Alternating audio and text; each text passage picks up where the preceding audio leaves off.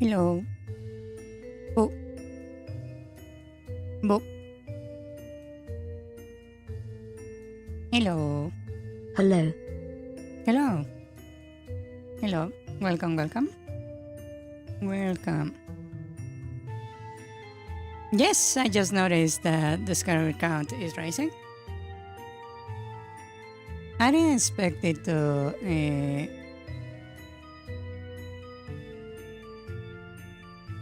start rising so suddenly, to tell you the truth. Yeah. You've also been getting a lot more people coming to stream later. I didn't know this. Yes.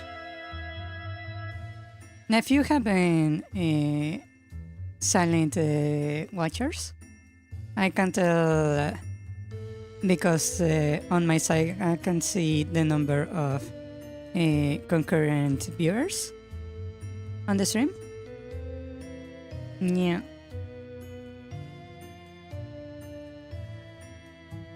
Yes. Yes, indeed. So yeah, we have a few extra subscribers. Yeah.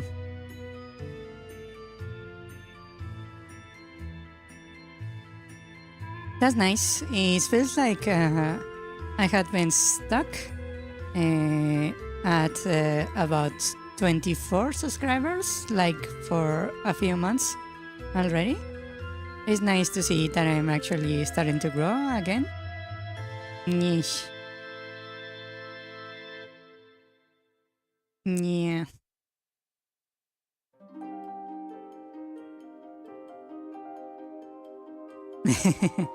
Yeah. Now, yes, the chat won't be flooded only by your messages anymore.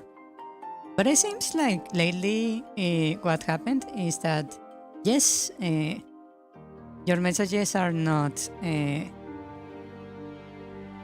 flooding the entire chat, but it seems like now you are kinda taking turns.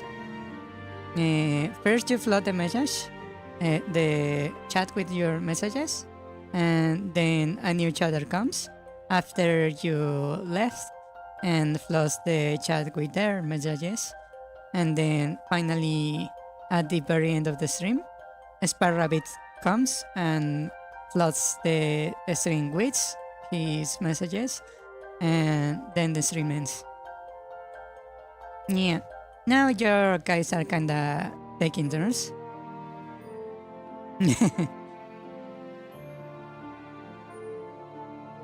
Yes. Which is a bit funny.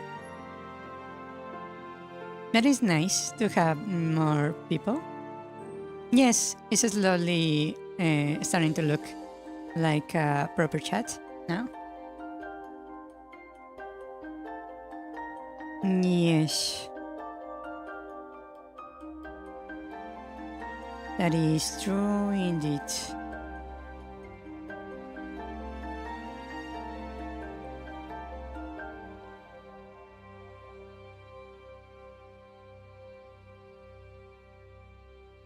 Yeah. So, let's talk about something before I forget. I'm probably going to have to cancel the stream on Thursday because something unexpected happened. Yeah. So let me tell you a story. When I was at school, I was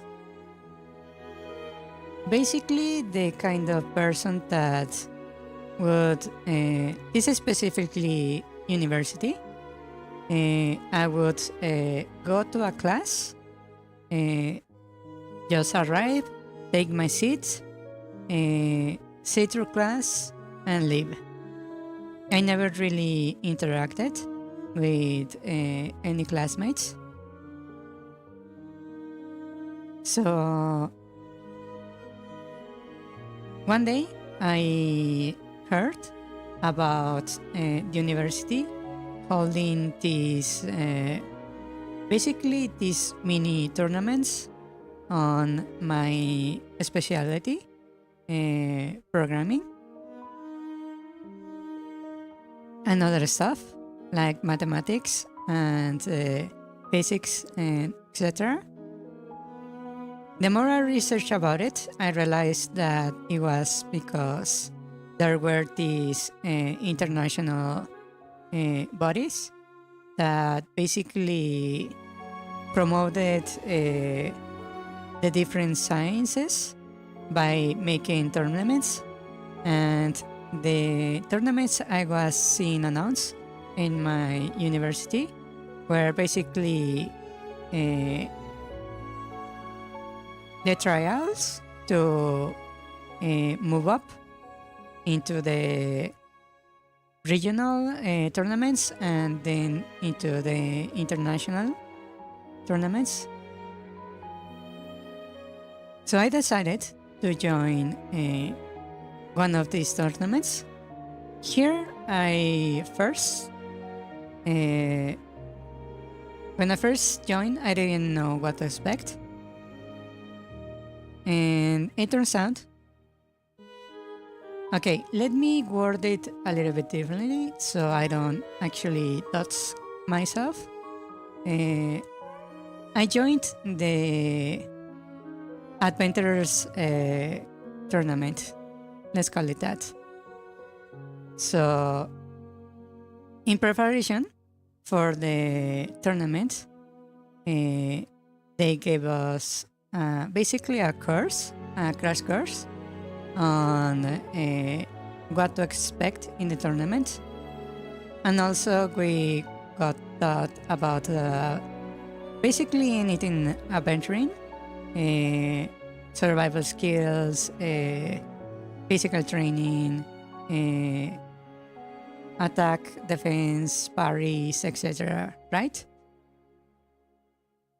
In these classes, I met the ones giving the class, you would call it professors, but they were not really teachers of the university. They were students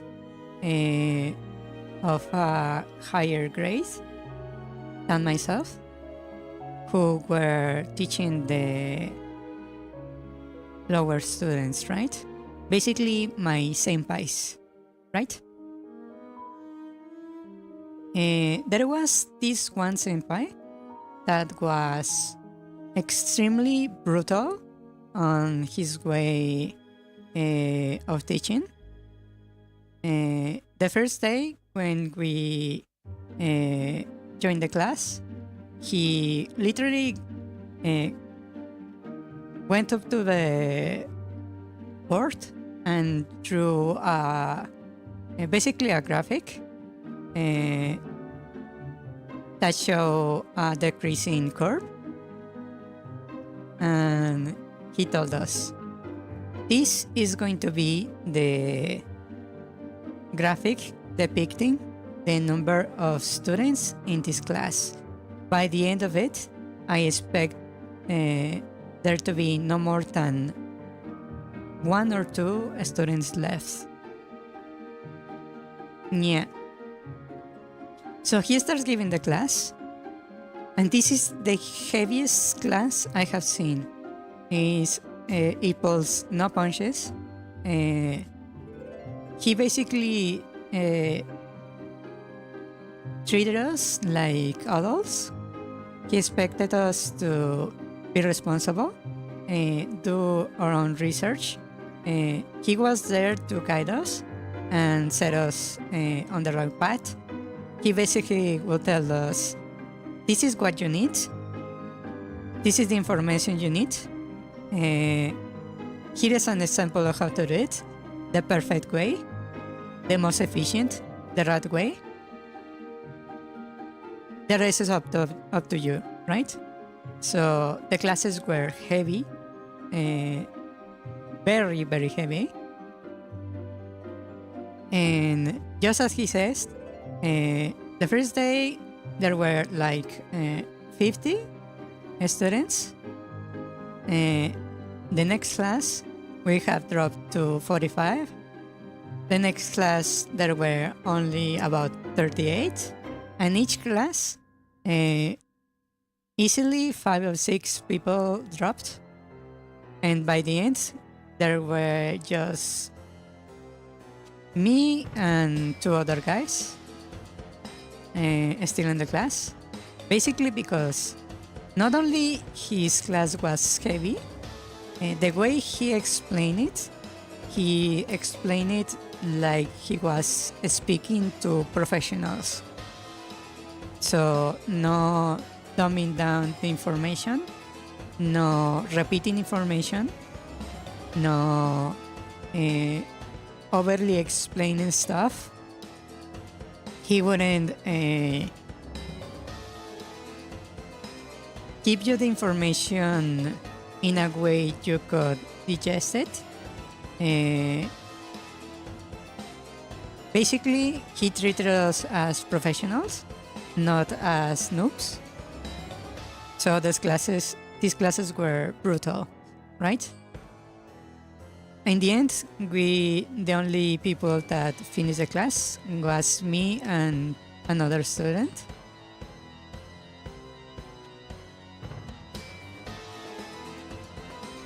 The class was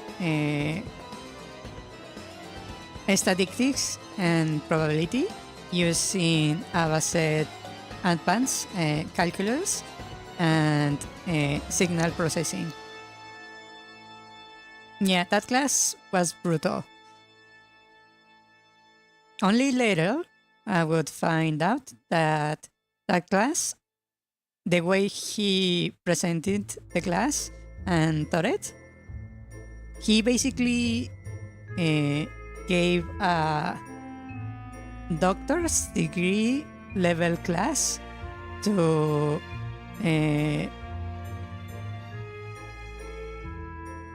basically people out of high school. Yeah, it was brutal. But I passed the class mainly because I learned really quickly. I do a lot of research. Also, I already had, let's call this a mentor, who was actually teaching me behind the scenes on top of the classes for the university. So this mentor was actually on a doctor level. So a lot of the way he explained stuff was already very advanced. So I managed to hold my ground for that particular class. Yeah. Okay, so me and another one survived the class, right? We move on to the preliminary days of the tournament. Turns out you need to form a team of 3 to participate, right? So I'm looking for members. And since I know nobody at the university, one of the teachers, not the brutal one, tells me, hey, all the people taking the classes are hanging out basically on the Adventurers Guild. So why don't you go there and search for a party, right? So I go there. I start talking to people looking for a party. I explain my skill set. They explain theirs. We start talking, and I made quite a few friends there. Among those friends were the senpais, right? There is these 3 senpais: the brutal guy that gave that class, another guy that was in danger of getting kicked out of the university because he thought the classes were way too boring, mainly because he already knew pretty much everything and he only wanted the paper, the degree, and he wasn't really interested in any classes, and thus he did no homework and didn't go to classes, and he was in danger of being expelled. And there was this one other guy that was very creative, loved to make maps and basically search dungeons. He was the most adventurous one of the bunch. These three were basically a party, right? The extreme guy, the almost dropout guy, and the explorer, right? So I formed my team, joined the tournament, and managed to get third place, right? Pretty good. The party of the senpais comes close to me, and we start talking. They learn that I have an interest in video games, and we're talking about game theory. We become good friends. Pretty much we hang out all the time at the Adventurers Guild. Eventually, they tell me that this party, I found out by the guildmaster that this particular party, my Saipans, are basically S rank and have previously gotten the maximum trophy in the tournaments. They are the party that won one of the tournaments, worldwide tournaments, in a previous iteration, right? That's quite impressive. So here I'm talking with them, and one day it just happens that I arrived to the Adventurers Guild and there is no one in the guild. I am pretty much alone with the guildmaster. The guildmaster is busy doing other stuff, so I'm just hanging out by myself in the lobby. Suddenly, the brutal guy walks in and we start talking. We're start talking about very absurd, heavy mathematics. We start talking about basically doing calculus on matrices of up to 12 dimensions. We talk for about 30 minutes and I'm already having a headache. I can barely keep up with the conversation. It's way too advanced for me, but somehow I managed to hold on until the rest of his party comes and basically saves me from the conversation.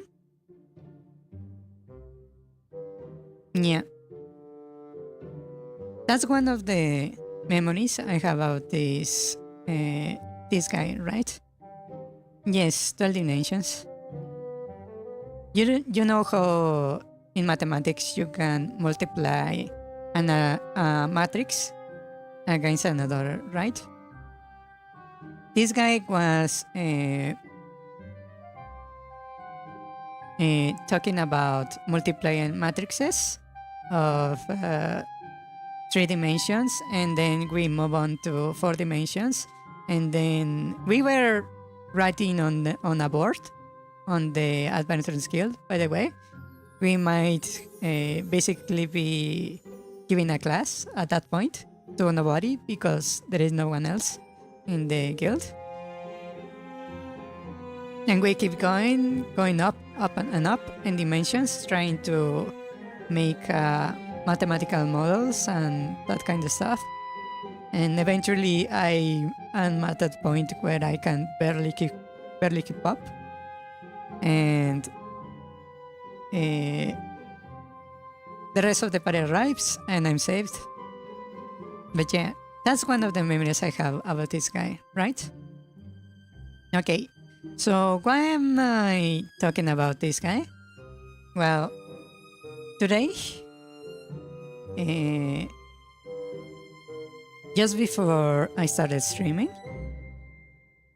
I heard this guy, the brutal guy of the S-rank party, died last week. Yes. We weren't like best friends. We were friends, but pretty close to acquaintances. We didn't really hang out much.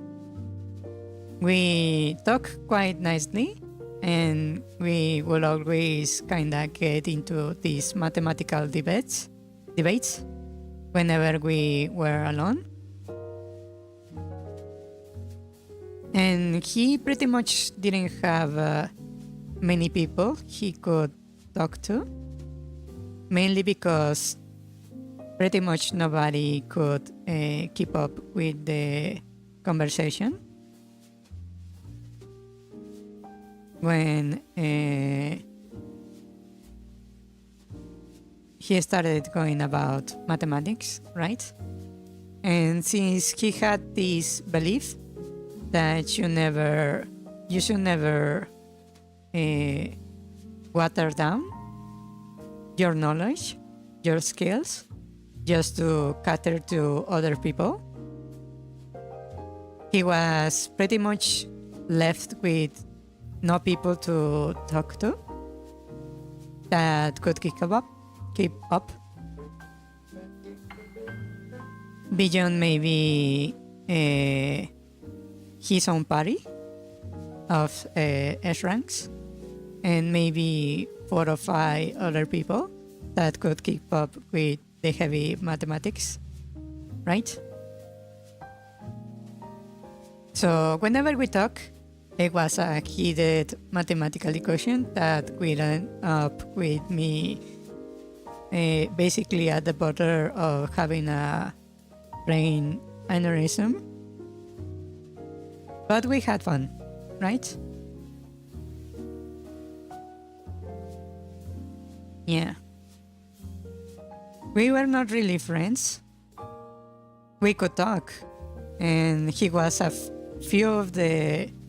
one of the few people that could really challenge me in mathematics beyond the other members of the S-rank party. Yeah. From what I heard, this is why I mentioned he wasn't really a close friend. He and his party after university part ways, so they were not really together anymore. He went and left for a different kingdom. He was basically in a different country, studying in one of the best universities I believe there is in the world. He went to basically join a major corporation, and he was incredibly successful. Yeah. He had a child and a wife. I don't know if he was a boy or a girl, the child. So yeah, it was pretty successful, I would say.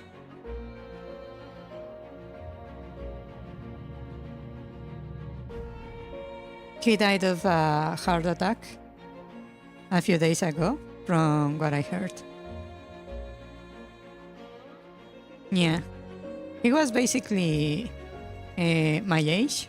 We were only a couple years apart.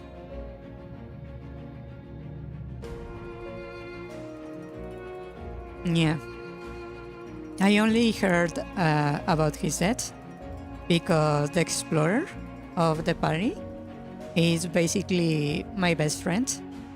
So he let me know today. Yeah. Actually, he let me know yesterday that he just heard about the death and he was going to the funeral. But I didn't see his message until today. Yeah. So on Thursday, we agreed to meet again. My best friend, the explorer. That's why I'll be canceling the stream on Thursday. Yes.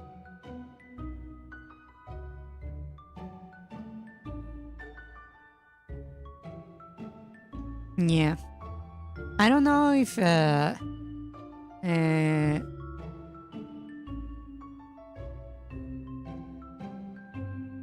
guy had a heart problem to begin with. Yeah. From my memories, he always seemed to be the most out of shape on that party. But I never really thought he got an issue with his health. Yeah.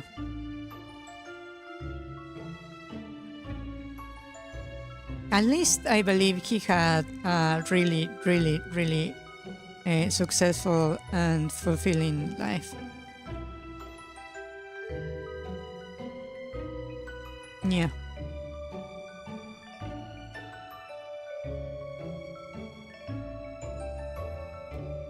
Yes.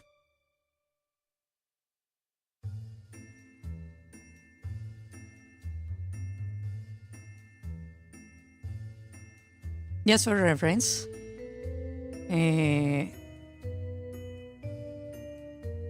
I believe he even wrote a very successful research paper that going to become what to call it, mandatory to study in a master's degree. Yeah. In fact, I believe it became mandatory not only here, but I believe I heard that one university in Brazil requested permission to add it to their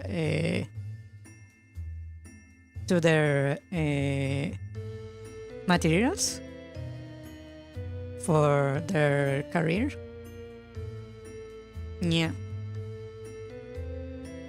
I remember clearly that someone told me that. Yes. He was probably the most successful person I know from the time I was at the Adventurers Guild. Yeah.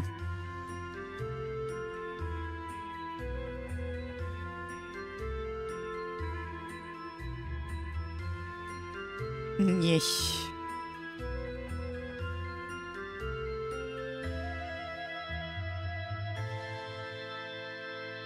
Yeah, so that's my story.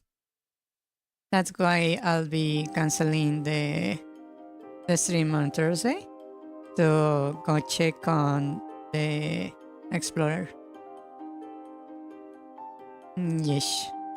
Because maybe I was not really close to that guy, but the explorer was. Yeah.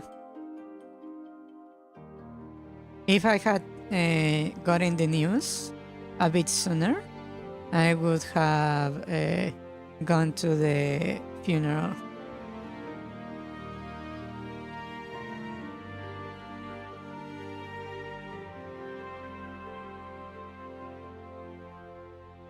Yeah.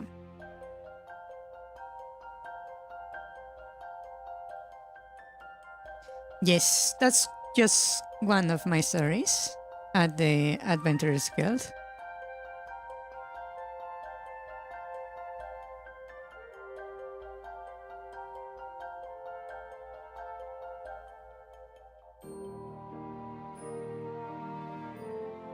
Do you want to hear something more less depressing? Don't worry, you don't have to say anything. I also had quite a bit of trouble speaking to the explorer when I heard the news. Yeah. I also was a bit of at a loss of words. Yes, but at least I know he had a wife and a child, so I'm pretty sure he was not in a bad place when it happened. And like I said, he was pretty much the most successful people I know. Yeah. So here is a different story about the tournaments I joined when I met the rank party. There was a different party. Let's just say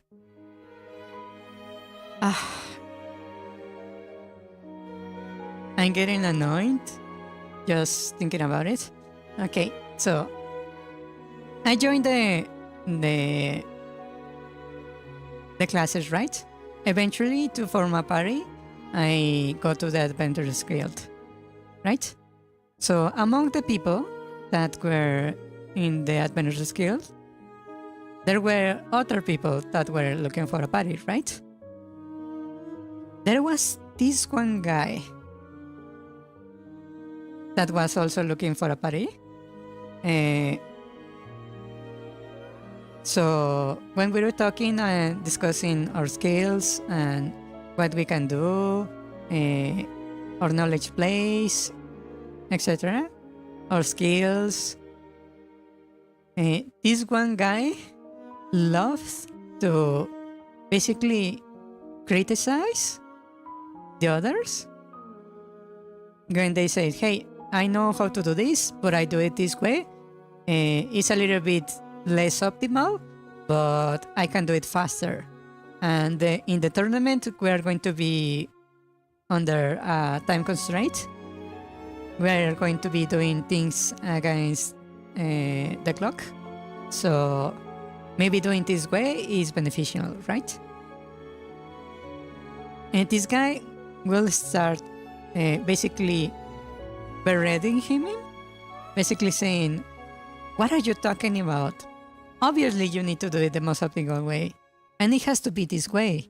And you should do this. How could you think that? Every time someone said their skills, he will say, and what do you know? Why don't you know this and this and this? You should have this. Because you are an archer, you should know this.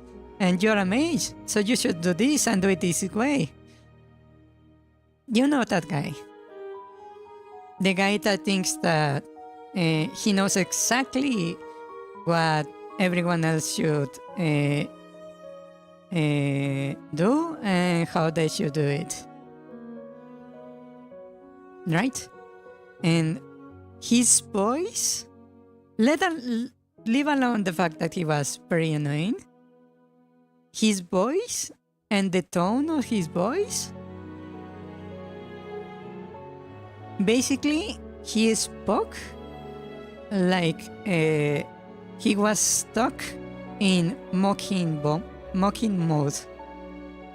So he always sounded like he was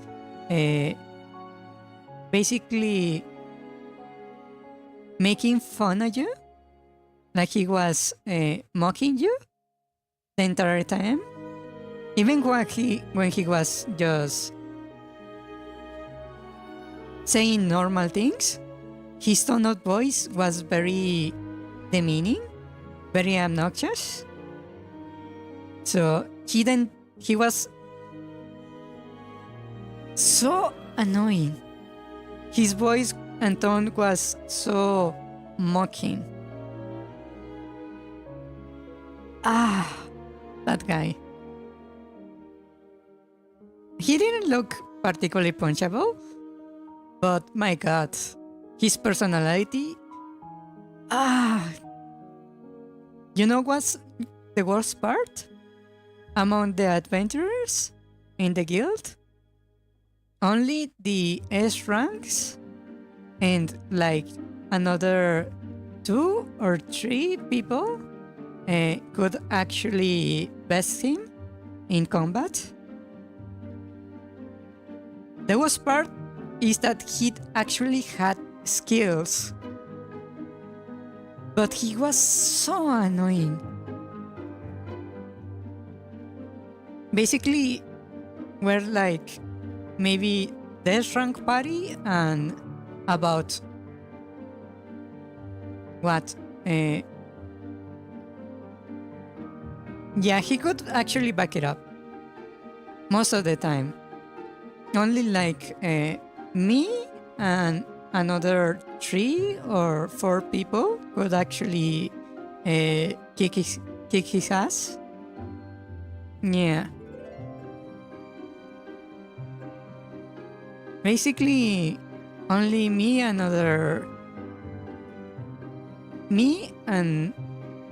one party, death rank party, and maybe another person could actually best him in combat, which only made things worse, right?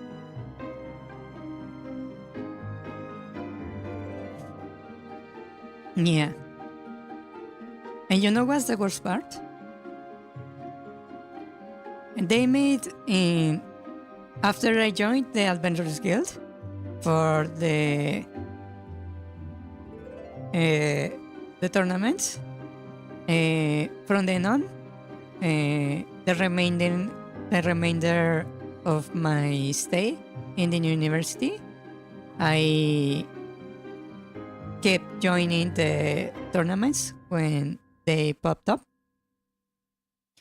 So I was basically always in the Adventurers Guild. So once they made a video game tournament, and this guy, the obnoxious guy, joined. And he basically beat pretty much anyone he came across. And everyone was pretty pissed off about it. And then I believe it was in the quarterfinals or something like that. I got to fight him in a video game, and I won. So everyone was very happy, and I received a lot of gifts, a lot of candy, and a few guys actually paid for my lunch that day. But from that day on, that guy kept pestering me every day for a rematch. Every fucking day. And the worst part is that, okay, maybe once every, I don't know, 3 or 4 months, just to shut him up. I agreed to the rematch. I beat him. He would stop annoying me for like a month, and then he would restart again, trying to get a rematch. Yeah. That guy.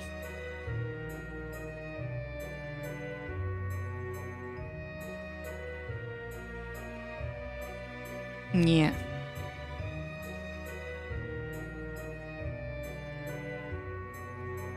You know what's the worst part?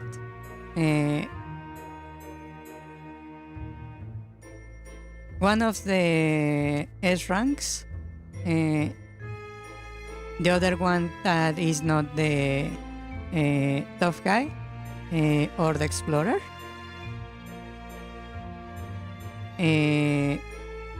that guy invited me to a company to work with him, basically. And I agreed.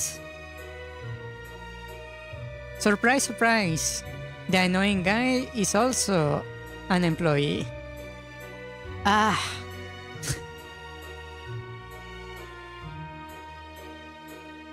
Yeah, that guy and I don't get along, like at all.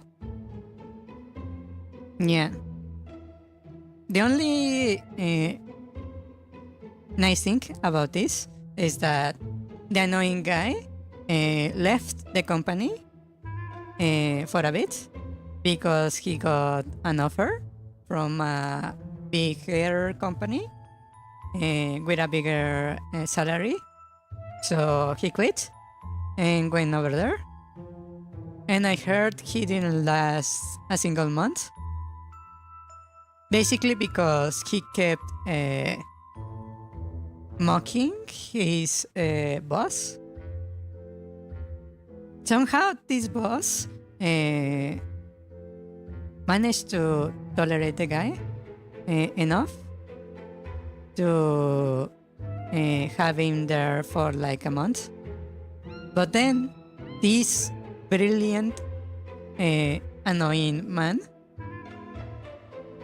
when the boss said, okay, we need to do this way, the guy said, no, it should be this way. It's most efficient. It's better.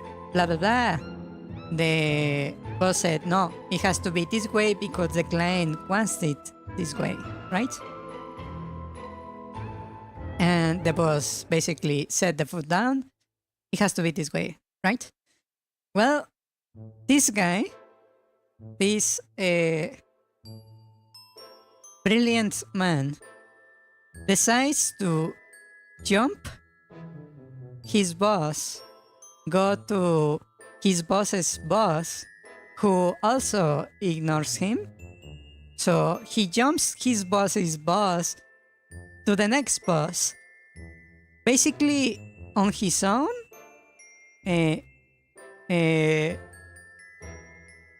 Summons a meeting of his boss's boss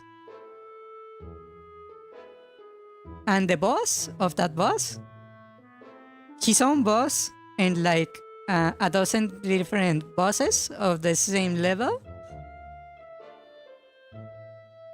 And he basically convocates these meetings. He summons his superiors and his superiors' superiors, and basically has them in a meeting room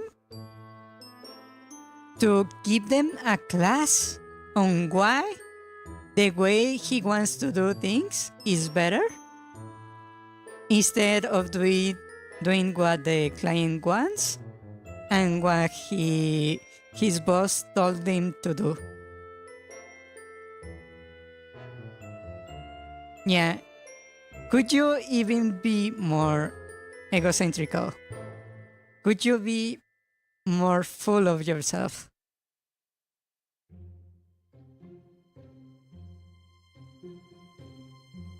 Yeah. And after that meeting, he got fired. Basically on the spot.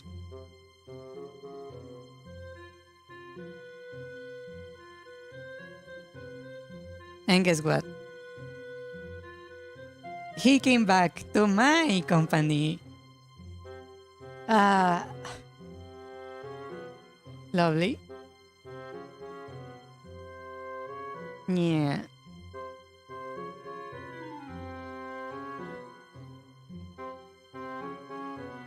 Basically because we kinda know the guy, know how he behaves. Yeah. So technically we tolerate him here, mainly because we understand him. His skills are real. He's a pretty good adventurer. He's got the skills.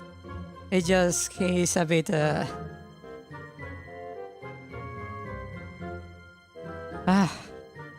a hard sell.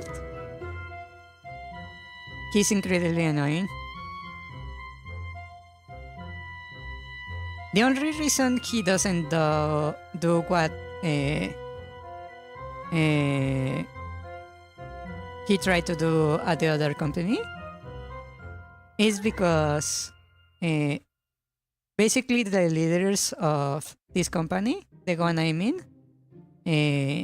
are the S ranks, are only S ranks, so he cannot really outsmart them. Yeah. Luckily, I talked to one of the ranks at the company and told them, hey, just letting you know, me and that guy, we don't get along. He might believe we get along. That's not true. He's just delusional. So let me tell you that if you need me to work with him, I can. But do not expect me to like it. So thanks to that, they basically had kept us separate on the company so far. I had to deal with him a couple times, but nothing too heavy. Yeah. Yeah, that guy is...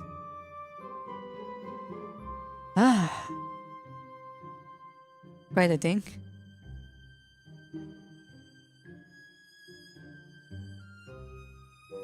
Yeah, that's the kind of guys that they make the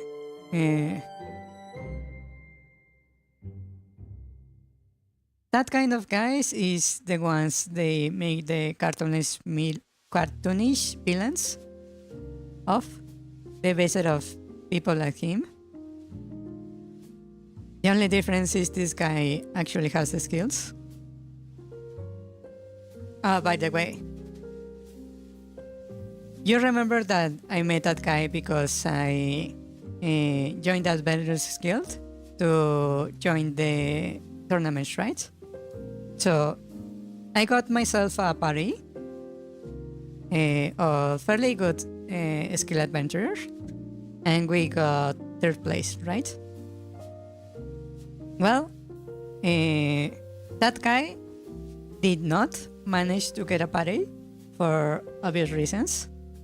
So his solution was to basically pay two girls of one of his classes to join him in the tournament, and he basically did everything solo.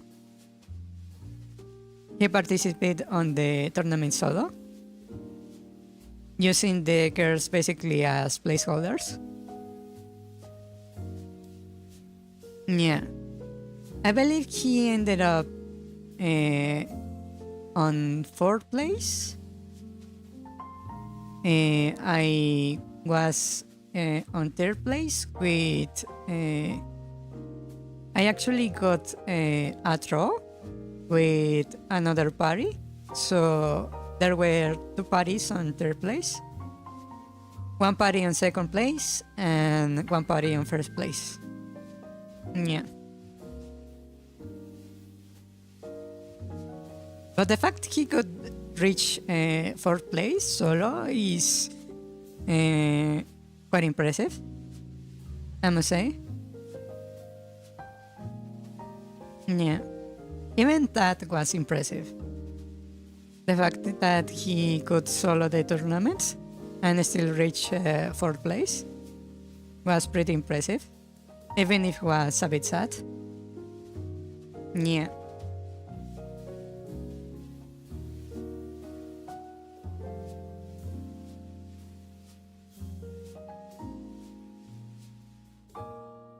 Yeah.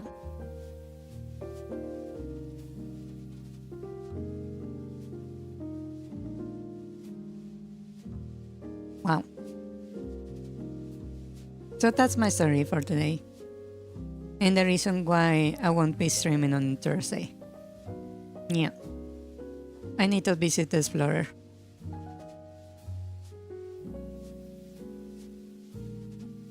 Yes.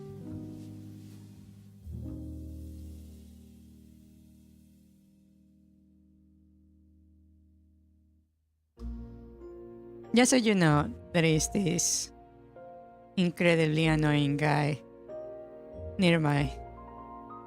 Wow.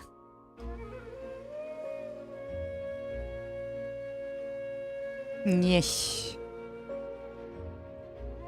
So, moving on, let me play a bit of Russian roulette and see what we get today. Ah, is this a pig?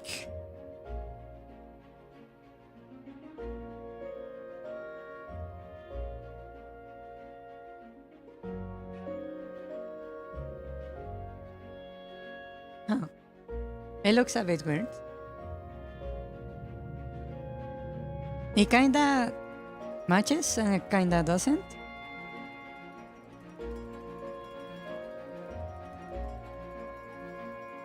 Yeah.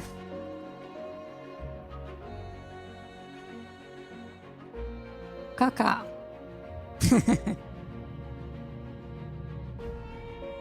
Meow.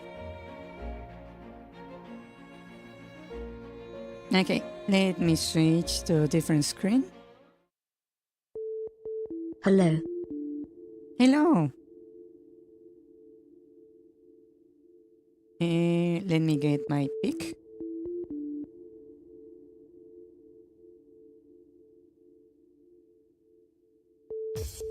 Where are you?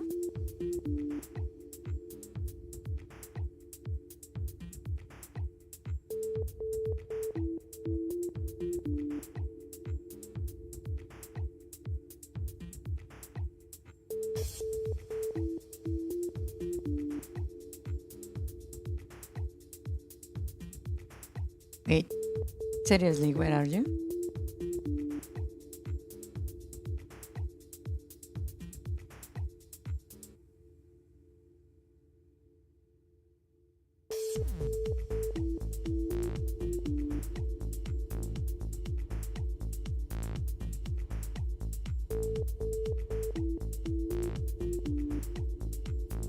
I should have looked for the file before switching screens.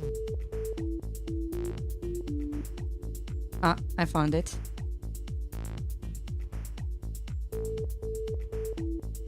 The name is Kappa M.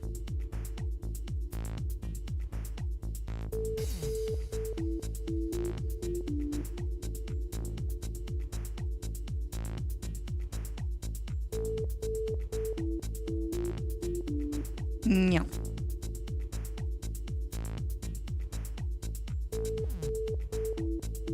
Okay.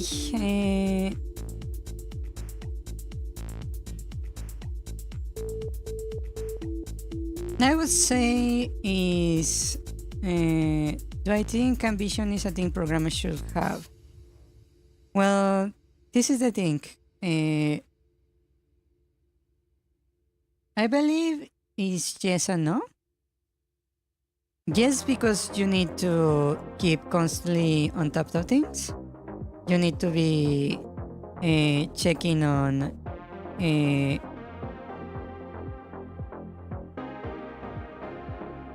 Did this thing not actually grab that? Okay.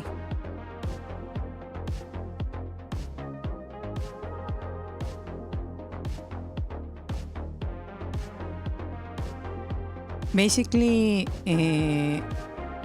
programmers need to keep on top of the updates on different languages and different tools. For example, it's not just about programming. You need to keep on top of, for example, code editors, which ones are the best right now. Also, for example, database programs, updates. You need to keep on top of security issues and exploits.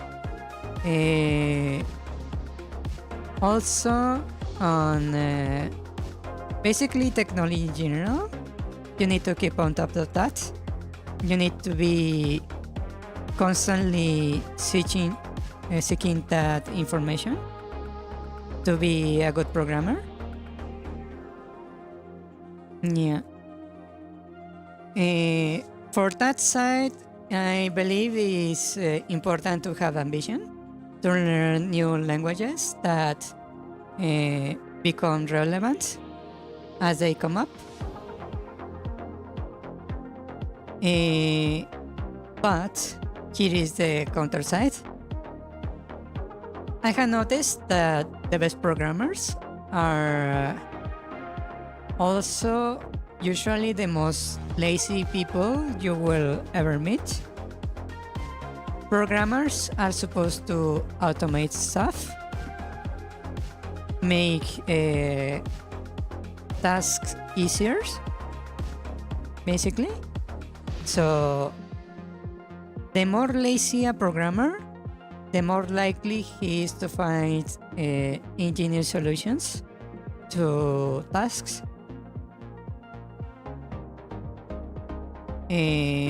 One of the S rankers, for example, he always said that a good programmer would learn how to do something, do it once, and never do it again.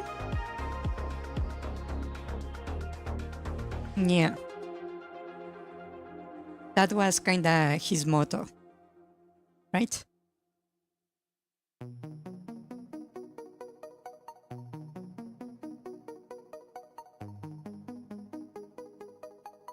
So, programmers don't really need to be ambitious.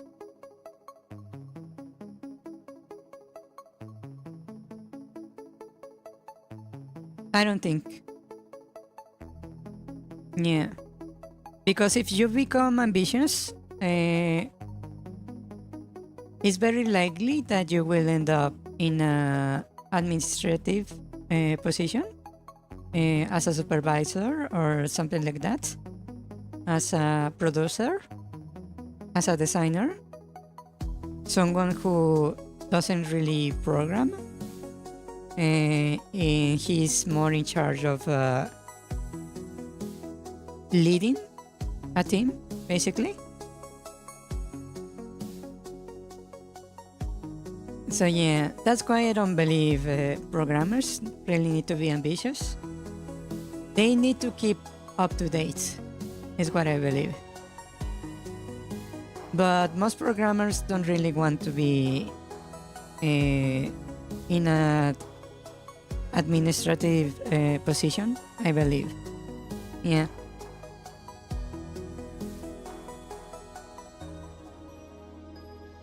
Yeah.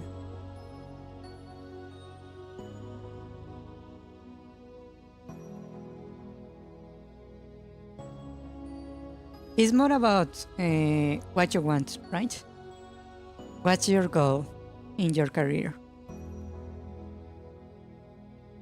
what's the highest position you want to be in? And that's basically your goal, right?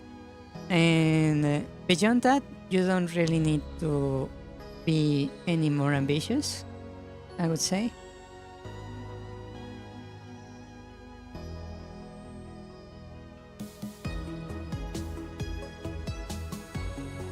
Let me actually finish these sprites.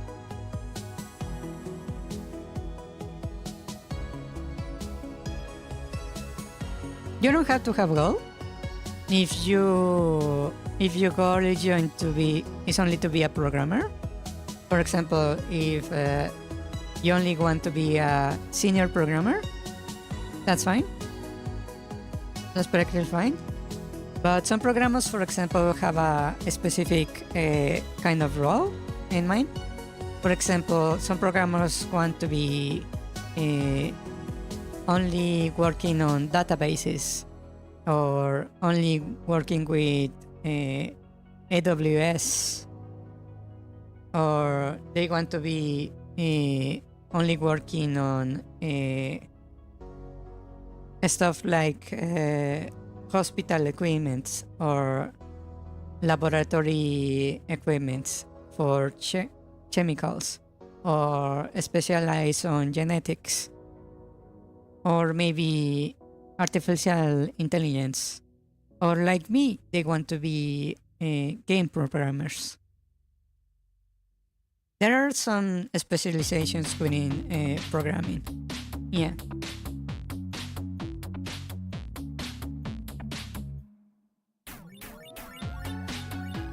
Yes. So it's more about what you want, right? What would be your dream job? Is a goal.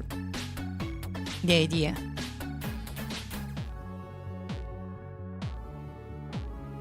Yes.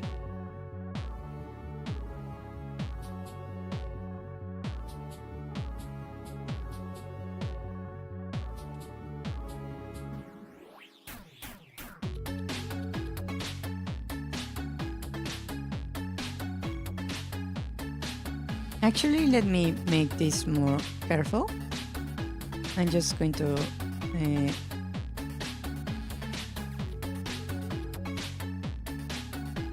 select this.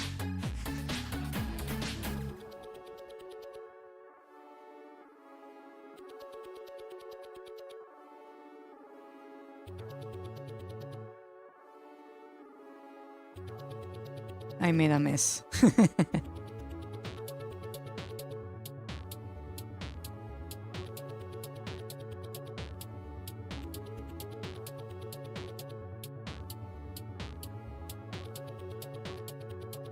Yeah, I decided that instead of... I made a mistake. Damn it. I decided that instead of... the mess I made? No, that's but not intentional.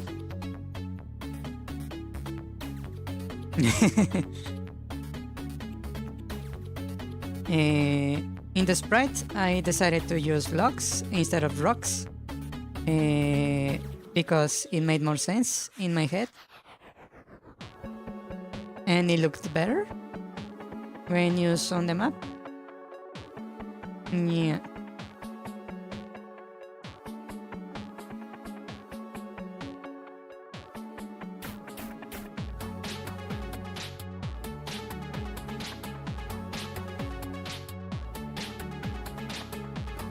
Yeah, it makes more sense like that, right?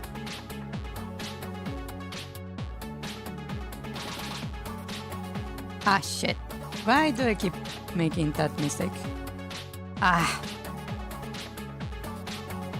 Come on. Can I add? Thank you.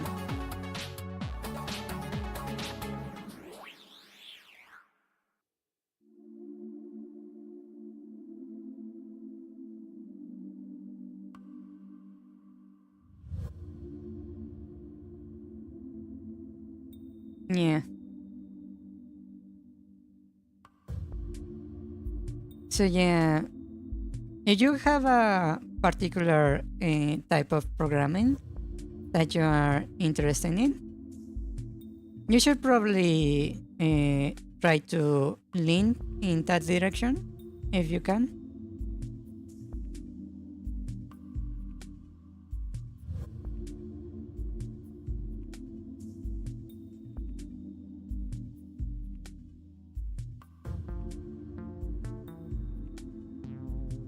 Nice.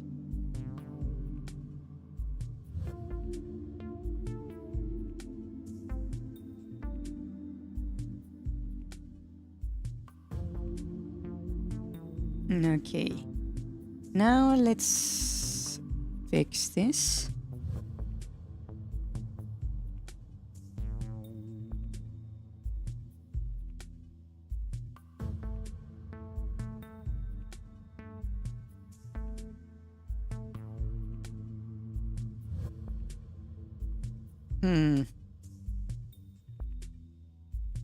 Actually, what am I doing? I was supposed to make this make sense, so let me remove this.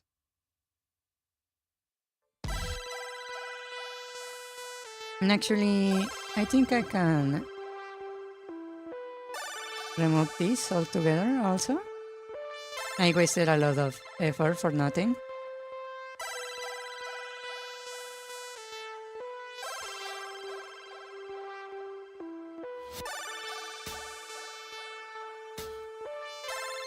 Yeah, that's the thing. They were supposed to be low. Yeah. I kinda got distracted there.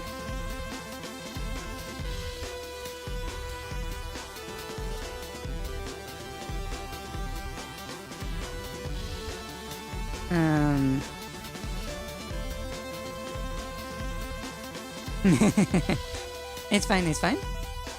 My mistake. Let me actually copy this.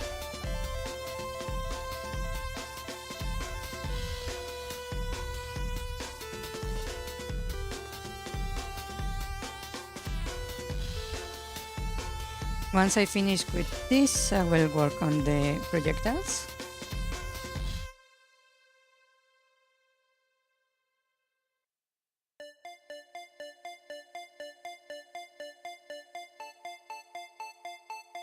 It shouldn't take too long.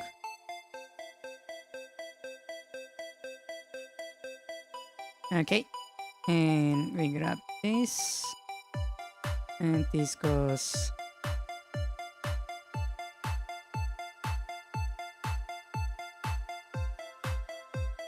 right there, and then I rotate.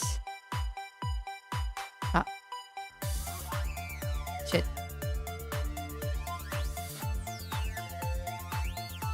That's not what I want to do.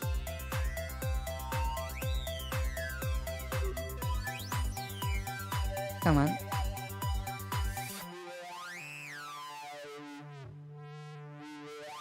Okay.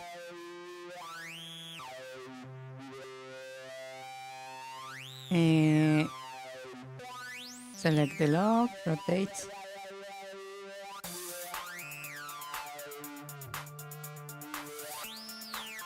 Okay. And this goes right there. And let me grab this and fix this a little bit.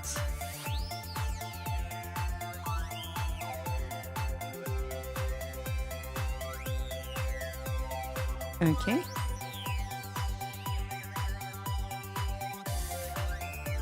And I grab the rock.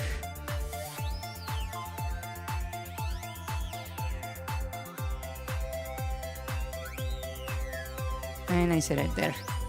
Nice.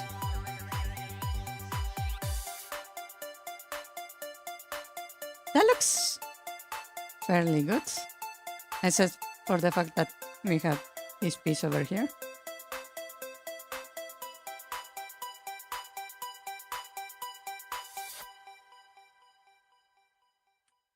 Okay.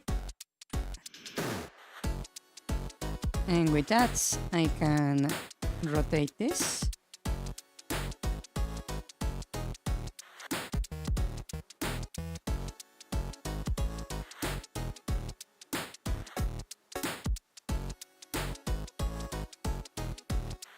Yes, Kevin approves, indeed.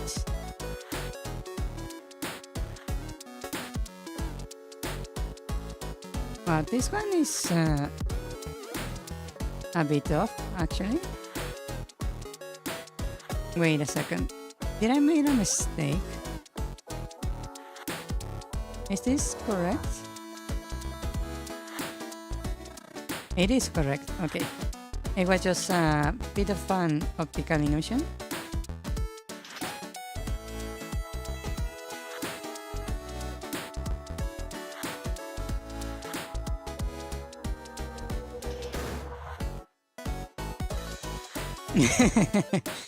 Ya imaginas a quality sticker?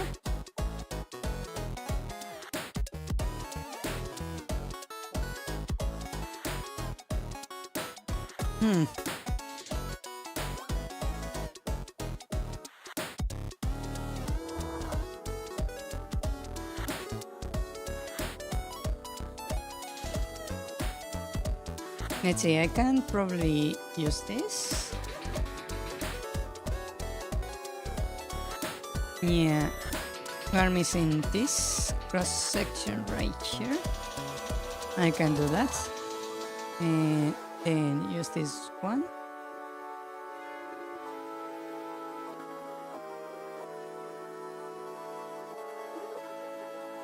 So it looks like that. And then I can just fix it a little bit.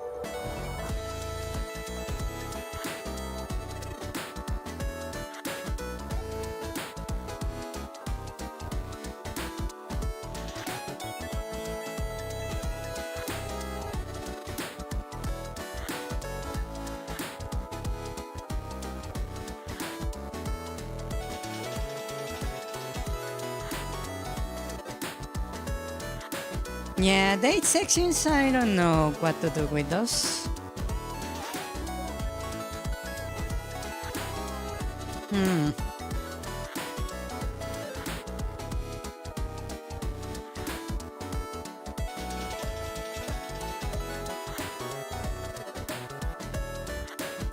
What to do, what to do.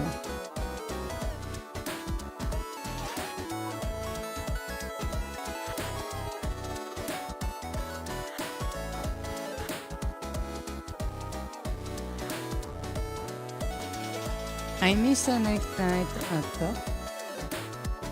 Ah, you mean this? This one is the empty one. This one really doesn't do anything. Yeah. It's not part of the... If you notice, this one is actually copied down here. This one is like an empty square, where I can really put anything here. Yeah. What to do for these things?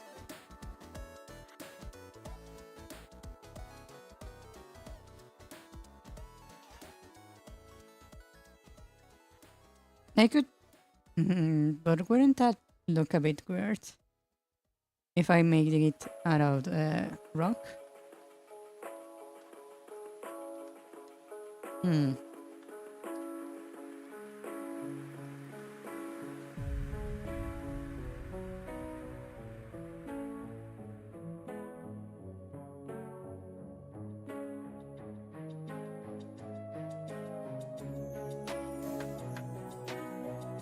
Okay, let's see if I make another rock.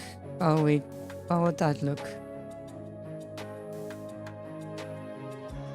So I make a rock right here. Maybe I can do it like that.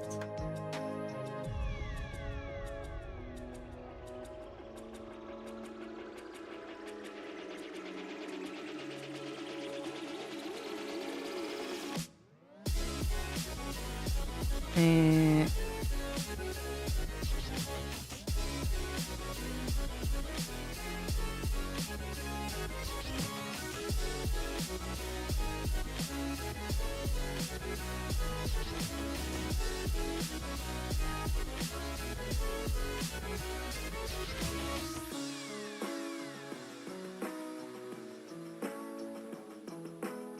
okay, that's up. Make the middle part of the hole.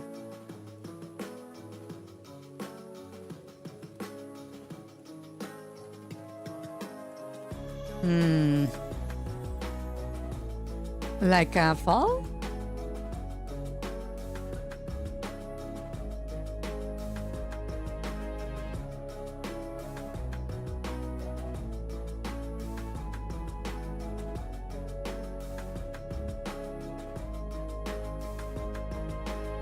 So make it this curve right here, like this, and another one over here, and make this just a hole. Make this piece completely dark.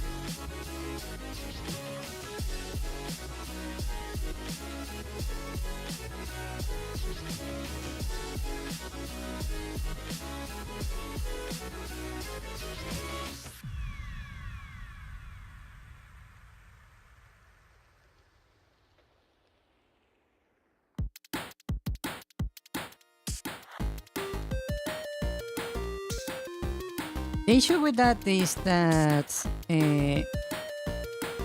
if the player or the enemies get here, I'm going to have to implement the falling mechanics for this tile, which would be a bit of a tricky thing to do.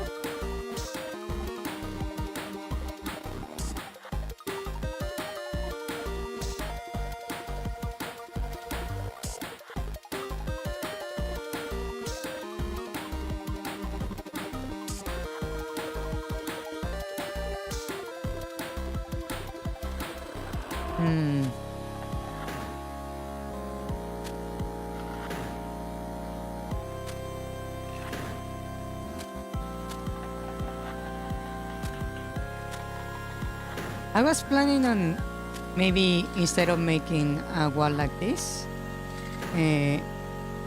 like two corners meeting, make it just more like a bridge. Maybe that would make more sense.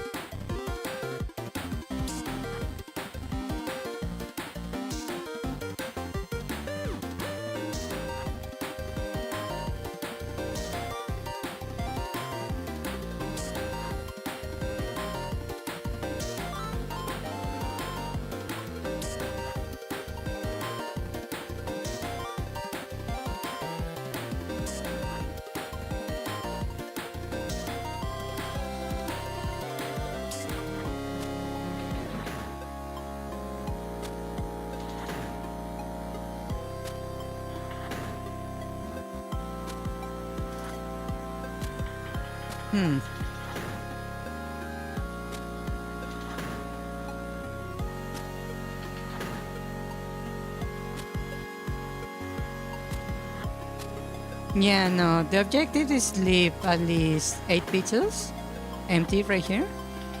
So 1, 2, 3, 4, 5, 6, 7, 8. I don't really have much space to work with.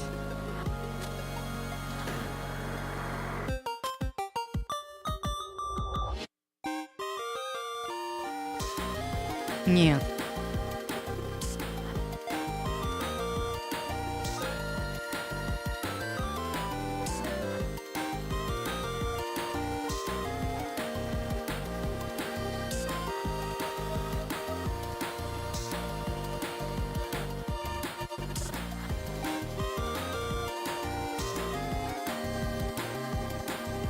Okay, let's give it a try.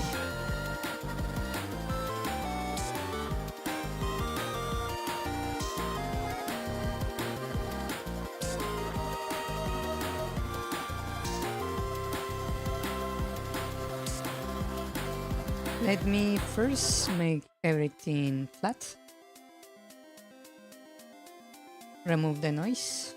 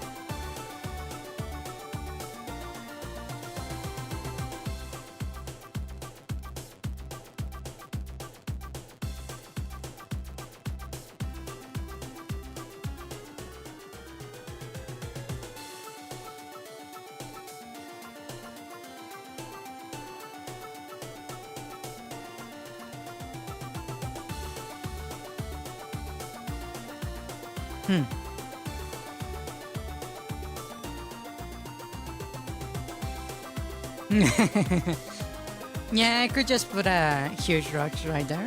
That's another option.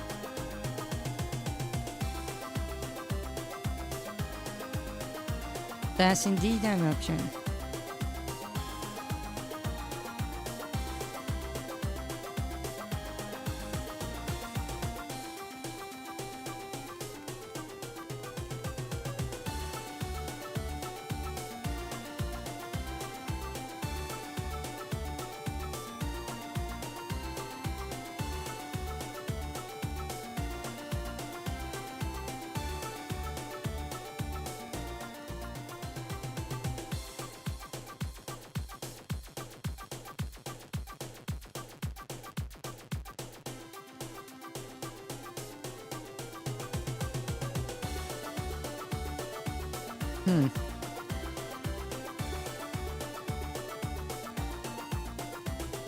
Okay.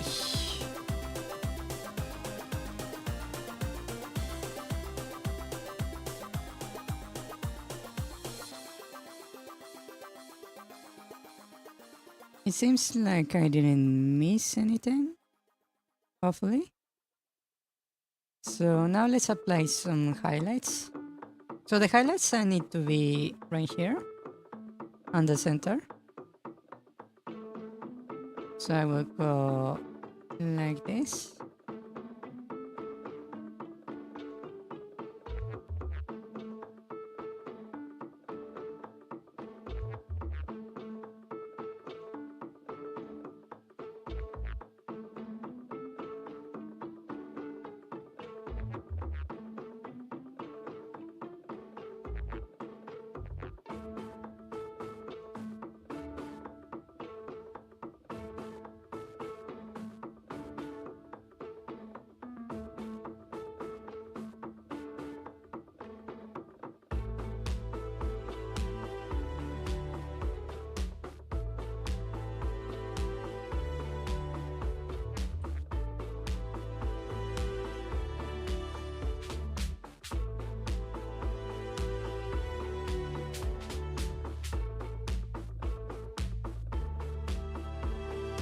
By the way, did you hear the drama that is going on the VTuber community lately? In past few days?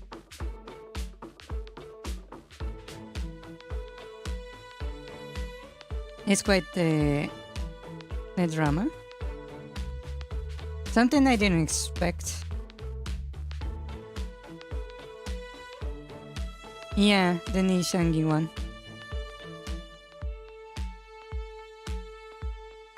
That's not something I expected to happen.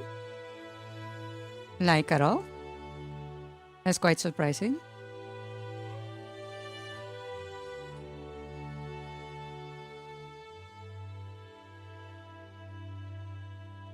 Yeah. Yes. It's not just one VTuber. It's, from what I heard, it's a little, at least about at least 4 or 5 different VTubers. Yeah.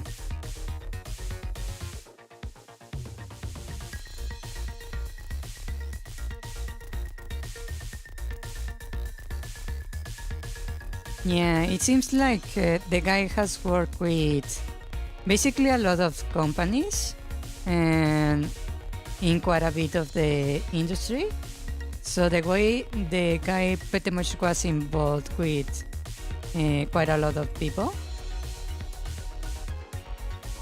So yeah, it's hard to tell who got docs and who hasn't. Mainly because the guy basically was secretly recording the VTubers when they were recording songs, from what I heard.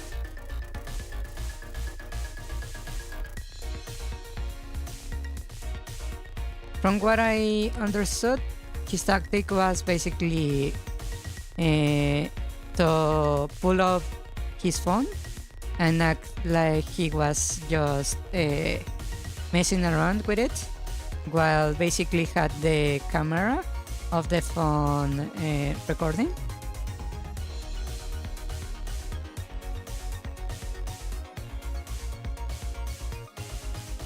He was basically behaving like he was messing with the phone. Meanwhile, the phone was recording.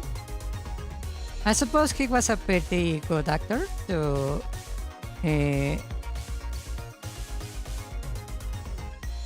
make sure no one actually noticed that he was recording.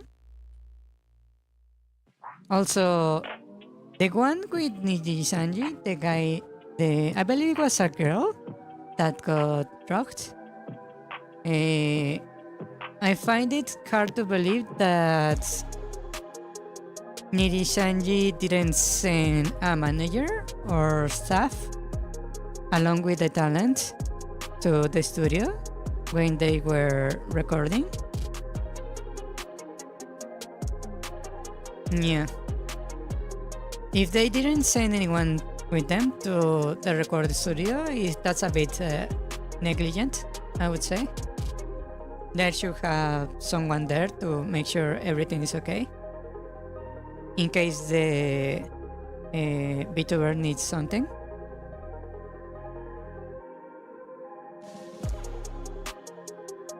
Yeah. It's also Nishinshanji, so that's another thing, I suppose.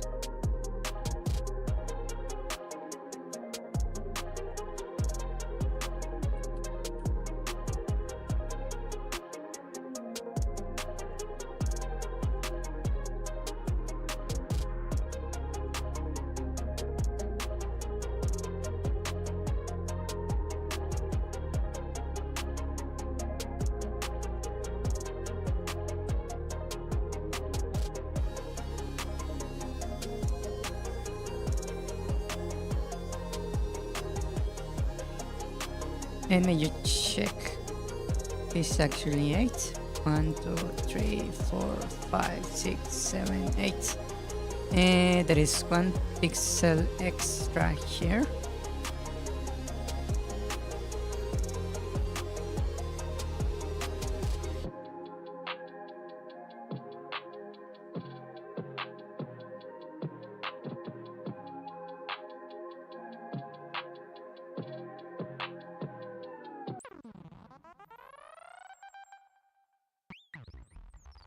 Yeah, who knows what other stuff happened behind the scenes. Yeah, who knows what else those guys were doing.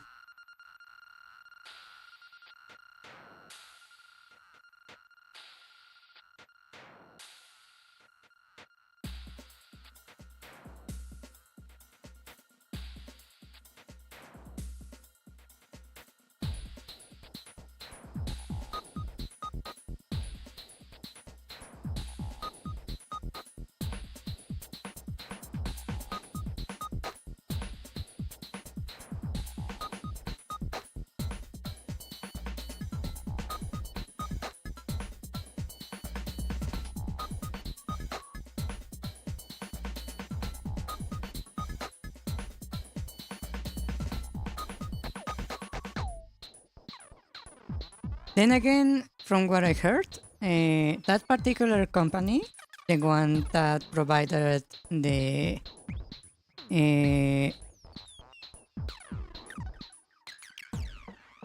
yeah, the audio engineer, that was the one who got caught doing that stuff. From what I heard, the company who he works for, there have been reports that it was not just him. That kind of behavior was basically rampant on the entire company. It's just that no one else has gotten caught yet. I had heard rumors of that. So there is that.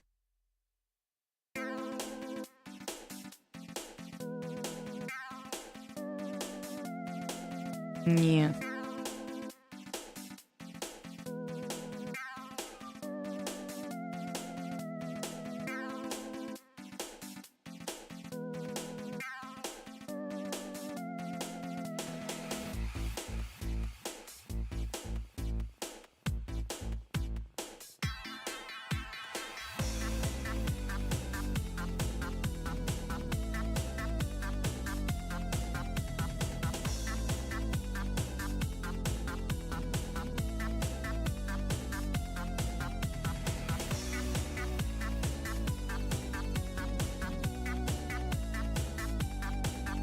Yes, there are some others that I believe are pretty much behaving the same way.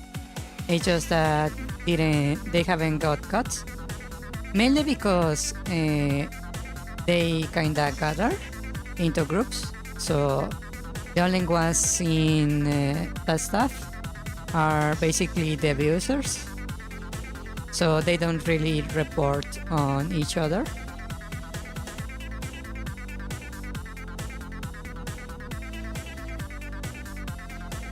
Yeah, this was more about one of those guys who got invited to the chat groups where those guys share everything they were doing. Basically was a better person and reported them to the public.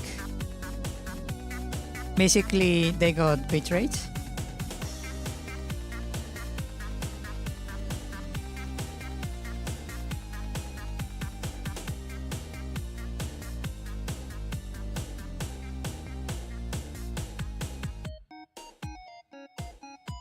Yeah. Yeah, who knows what else those guys did.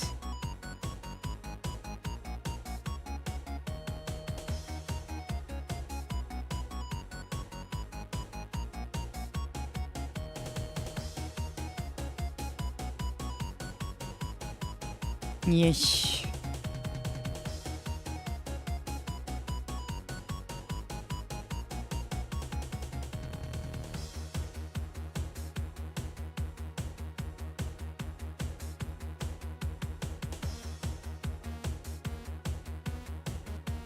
Yeah, I'm pretty sure there are more groups. It would be... I will find it strange if there weren't any more groups.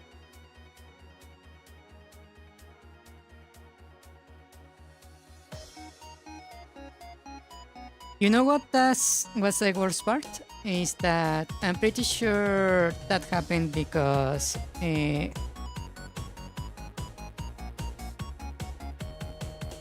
lot of people who joined the entertainment industry, wherever there is famous people, there are people that literally join the industry just to get close to famous people and see what they can get away with. Yeah. It happens even in Hollywood, I believe. And since B2B is a bit of a new industry, there is a lot more people of that kind because there is less checkpoints and security in general. Yeah. That's why even I'm a bit apprehensive, yeah, from hiring editors and sound engineers and musicians and artists, massively because of that. Then again, I have taken several precautions. For example, New Verthandy is not only my VTuber name, it's my company name. So whenever I basically pay for something, the receipt comes out not with my name, but with the company's name. That way I don't dox myself when I pay an artist or a musician. Yeah. Also, the company name is not under my name. So there is a third party that holds the name for me. So even if they somehow manage to get the data for the owner of the company, that's not me. So they won't get my information that easily. Yeah.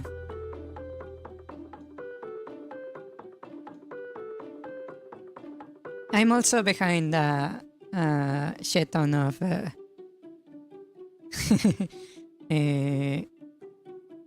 what do you call it? VPNs whenever I collab, for example. That way you cannot really dox my location.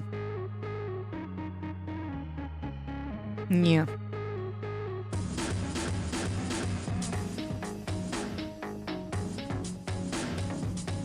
My IP is basically false.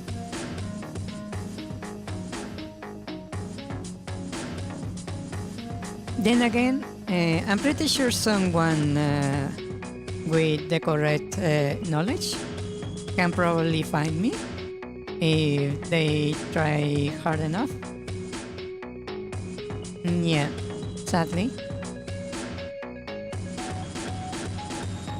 But it's not easy.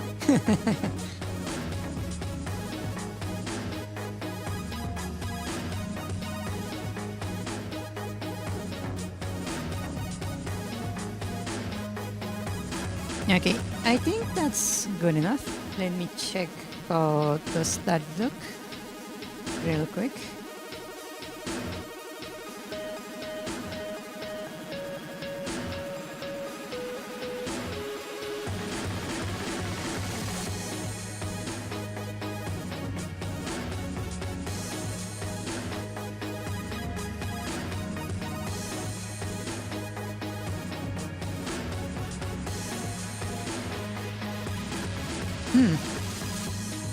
That actually looks nice. Huh. Yeah, the other security issue is basically me. I'm the problem.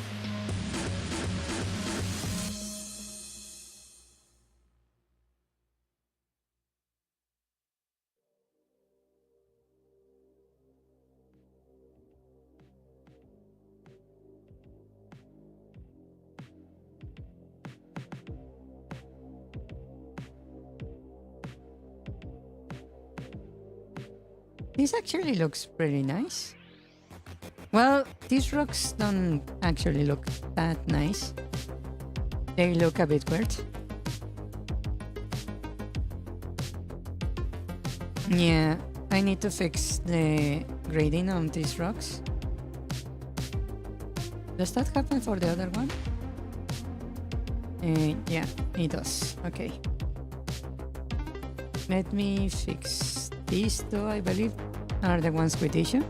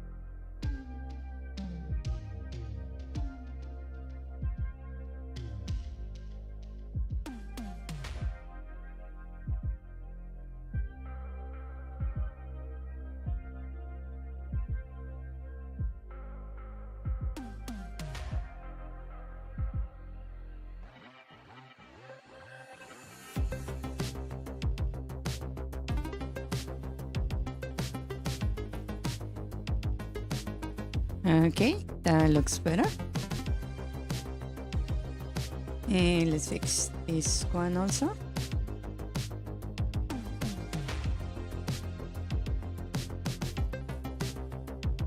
Yeah, so doxing myself with receipts would be a bit difficult. At least you won't really get my name very easily. Yeah.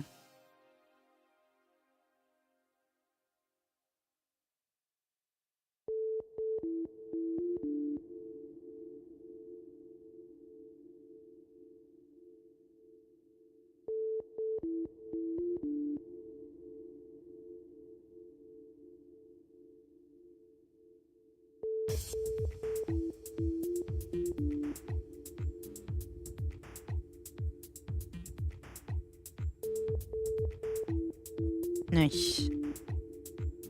Also, I don't know if this is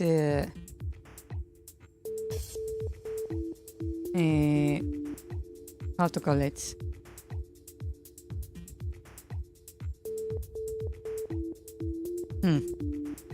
Yeah, weather can be used to track on someone.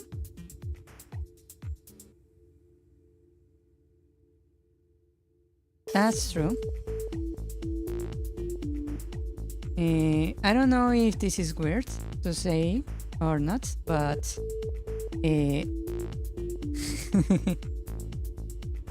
I'm actually pretty good with makeup. So even if they take a picture of me, they probably won't really dox me, depending on the circumstances.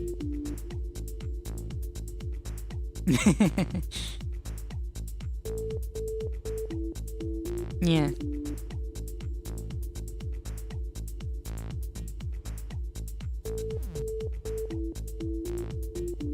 I'm one of those people that their face changes a lot with makeup.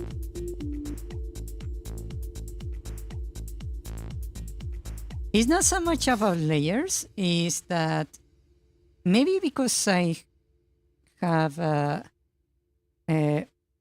my father who taught me a lot of architecture and perspective and illumination, that I can basically put on makeup in such a way that my facial structure changes a lot. For example, when I was experimenting with makeup initially, I managed to make my nose. Let's say this is my nose. My nose from going like this,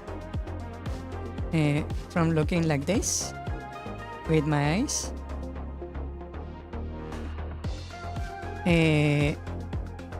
My nose from looking like this, I made it basically look like this.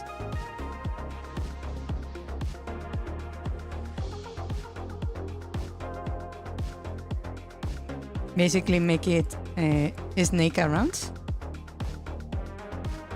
just with makeup.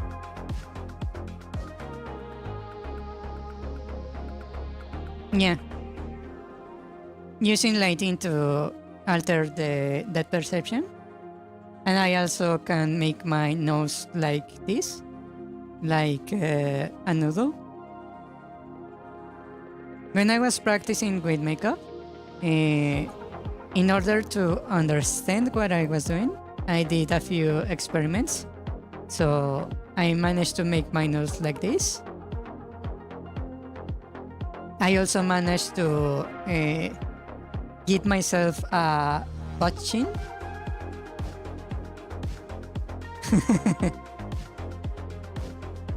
I was just literally playing around with makeup. I also learned how to make my eyes look very small, like Brook style from Pokemon, the literal lines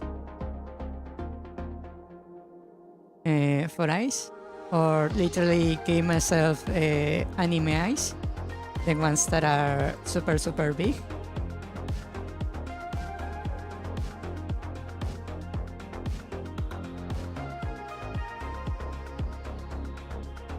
I gave myself anime eyes. I gave myself like the really small eyes.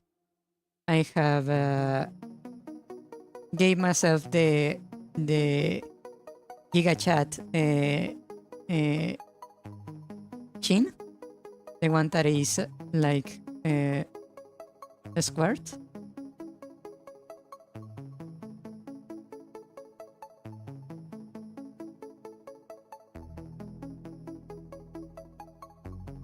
Yeah, I was just playing around.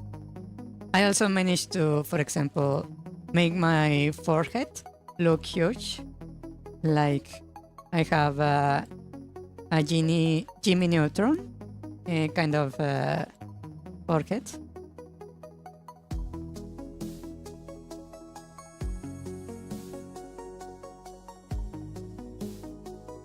Yeah, the tic-tac-toe forehead. I also learned how to make my eyes look like they are either very close to my nose, like this, or very far apart, like this, just with lighting and perspective. Yeah.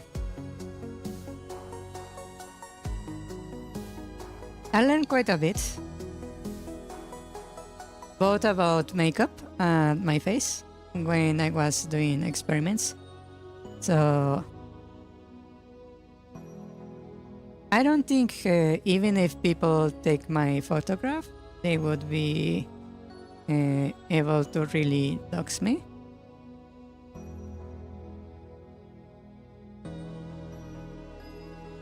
Also, I follow a very stupidly good cosplayer. I don't know if you have heard of her. Let me see if I can find her channel. 1 second. Let's see. Let me make sure I don't show anything weird. She's not a VTuber, as far as I know. She's just a stupidly good cosplayer.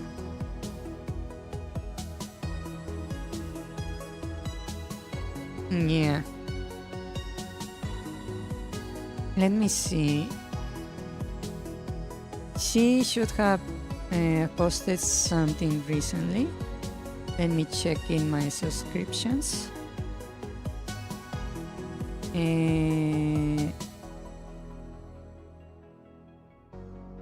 Yeah, she does makeup tutorials.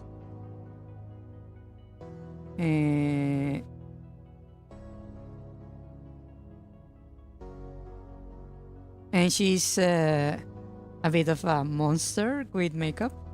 I learned a lot just watching her do her makeup. Where are you?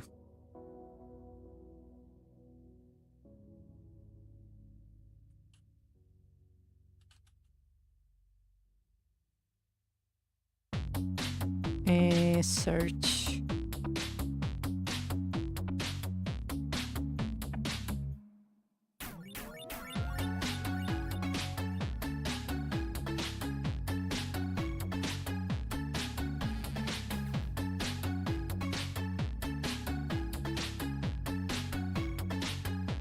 Ah, where is she?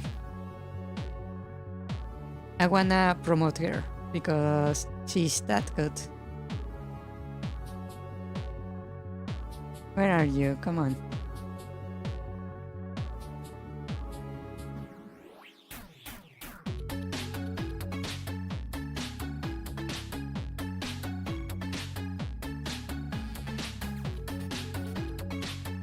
Where is she? Ah.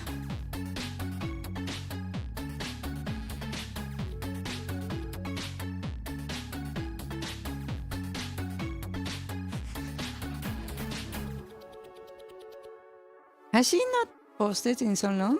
Really? I'm pretty sure I watched one of her videos fairly recently.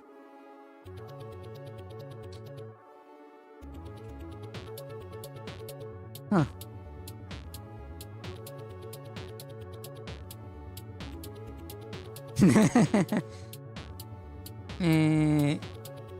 She could probably have a... If she was a boss in when it comes to makeup, she will centrally be quite a boss.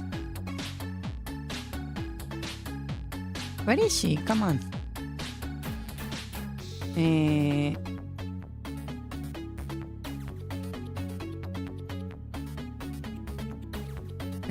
No, that's not it.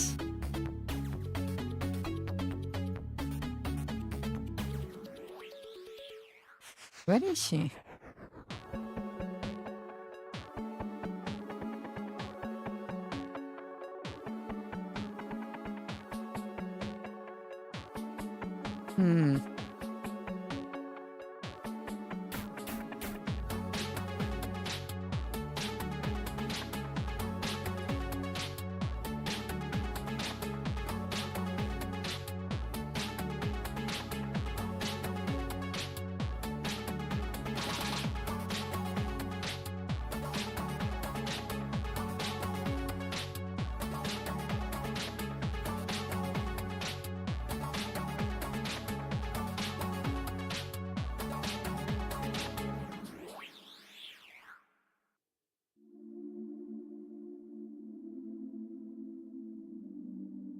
Ah, damn it. Why can I not find her?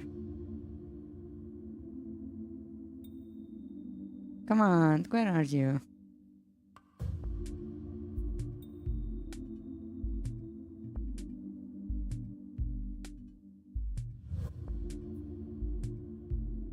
Ah.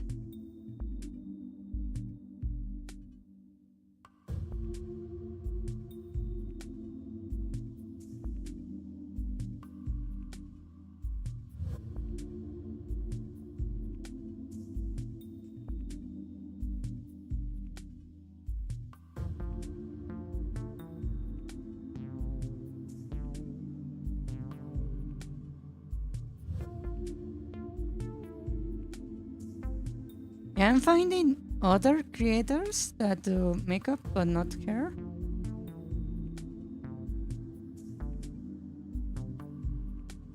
Let me check my history. It should be there.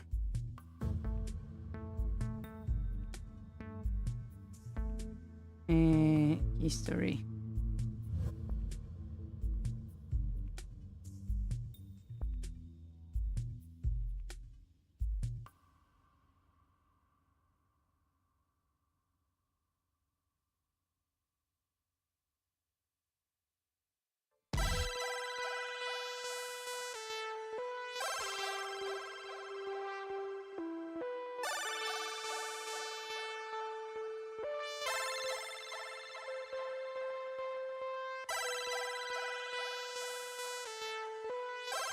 Well, for some reason my internet is pretty heavy. Maybe it's because I'm streaming.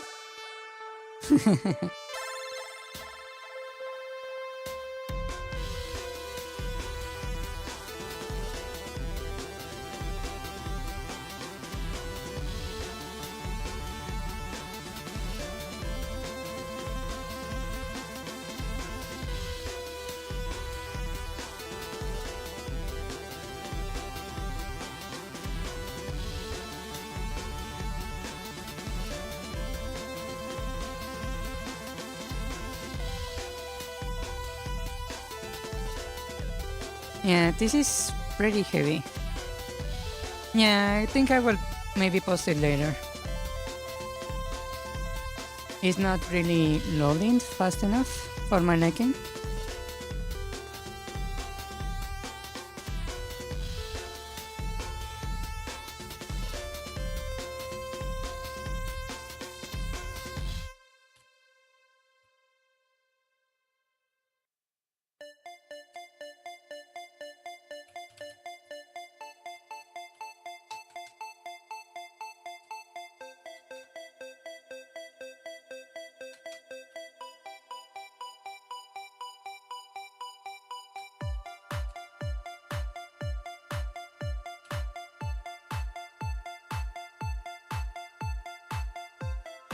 Let me see.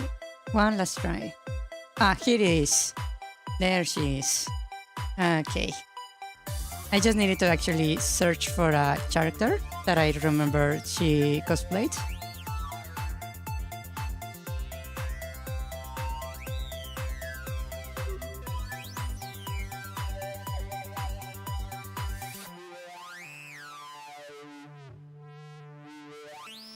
Yeah.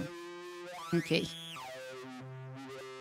Let me copy the link and move it over here.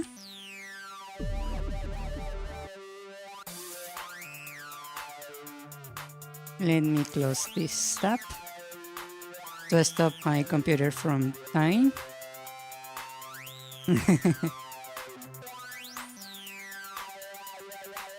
Okay.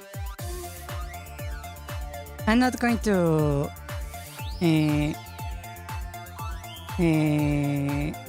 allow the audio, just the video.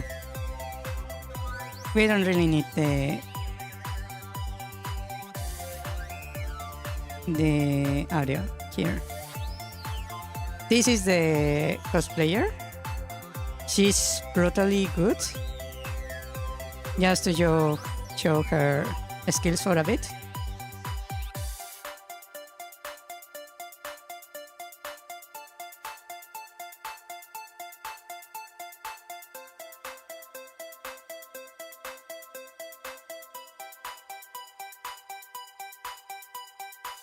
Yeah, he shows how she does it.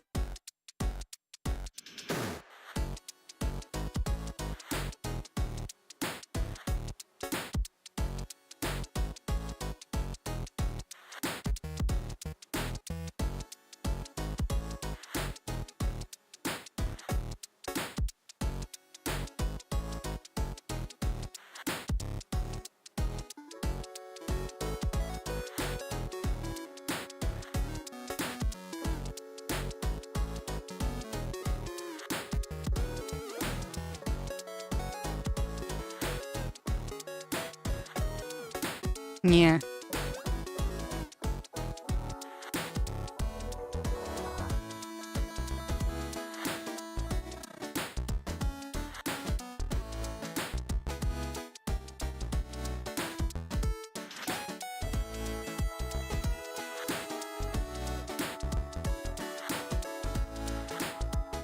Yeah, and she has quite a bit of different cosplays from different characters, and it varies quite a lot. You can see here she did the Suicide Squad. We have Rapunzel from Disney right there. This right here.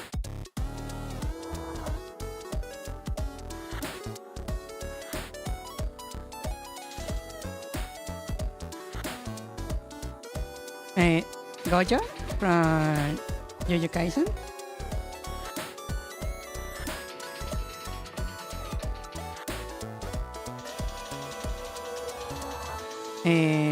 she did Peach.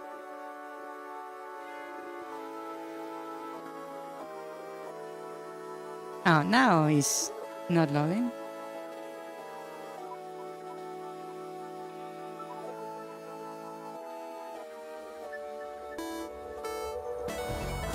Yeah.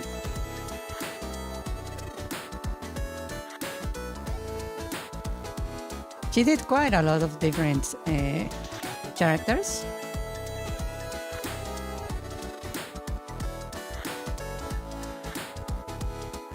Yeah.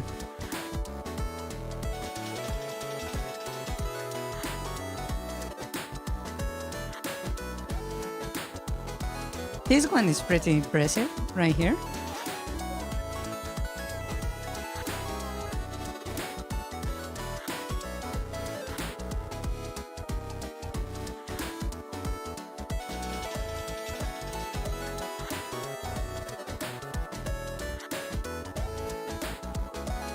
Yeah. Lucy from Fairy Tail.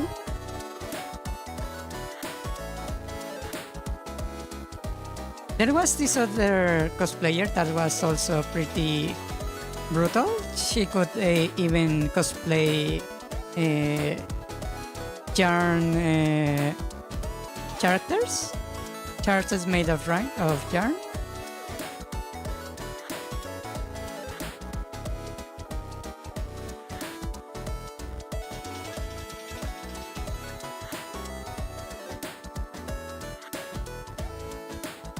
Yeah.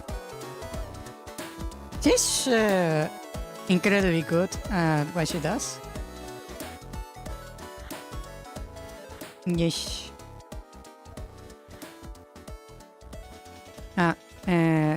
Just to highlight it, she's Kleiner Pixel right here.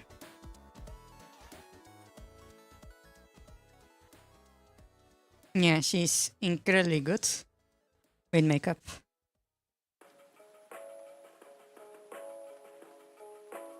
Yes.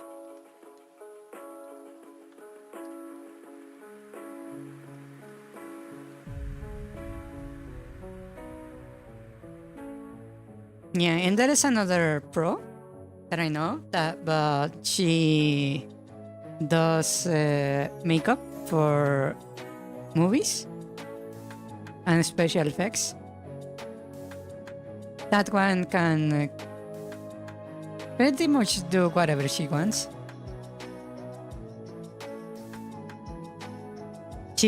That one cosplayed basically she made herself look like she's inside of a comic book. She looked like she literally was hand-drawn for a comic book. One of the DC's comic books. She cosplayed as a yarn doll, and she basically painted the strings on her body, including the eyes as buttons. Yeah. Yes. Indeed. She's also a bit of a monster. Yeah. I believe that one does streams on Twitch. When she does that kind of stuff. Yeah. So using those people as a guide, I learned quite a bit of about makeup. Yeah. And about my facial structure also. Yeah. I don't remember where I saw it, but there was this one person that gave a piece of advice that I never heard of. and it actually helped me quite a lot with makeup and drawing in general, especially makeup. Basically, he said the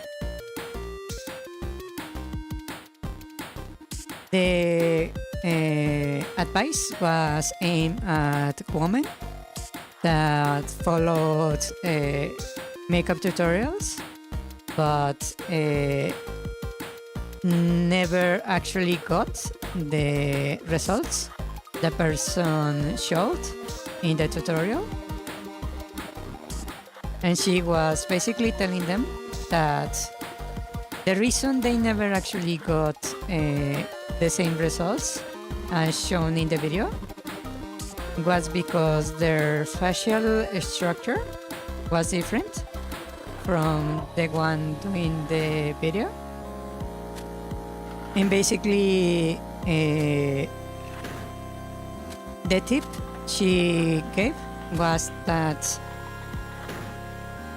you grab your face like this and you draw a line through the middle.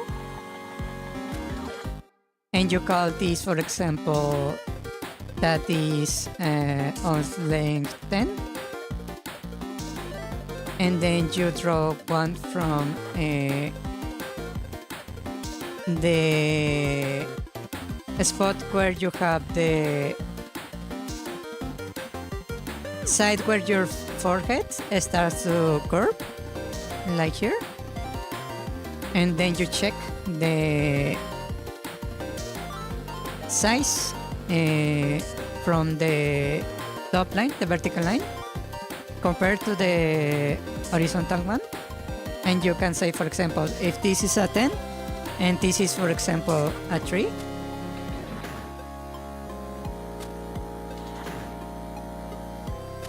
and then you do the same for the height of the eyes and on the height of the jaw. Then you grab, for example, a celebrity that you believe is very beautiful or pretty, and do the same with their faces, and you compare their numbers. And if, for example, if the celebrity has a 2 here in this line, she has a 2 and you have a 3, that means that to look like her, you need to make your 3 a 2. So to do that, you basically add shadows over here to shorten the line, to create the optical illusion that this line is shorter, to make yourself a 2. And do the same for every other line, and that way you can pretty much imitate any face you want.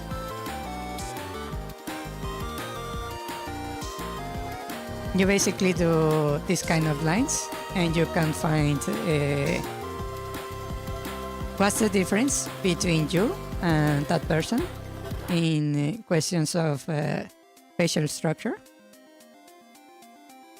That way you know where to put highlights and where to put shadows. Yeah. So that's why the makeup someone does doesn't work necessarily on another person. And when I realized that concept, I realized I could just search for a celebrity that had my proportions, and then I just imitated their makeup, and that was a huge success. Yeah. You can pretty much imitate anyone using that trick.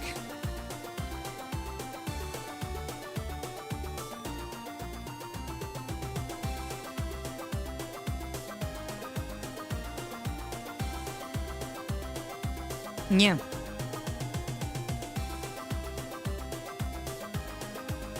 Yes, yes. That's why I'm not really that worried about someone revealing my face.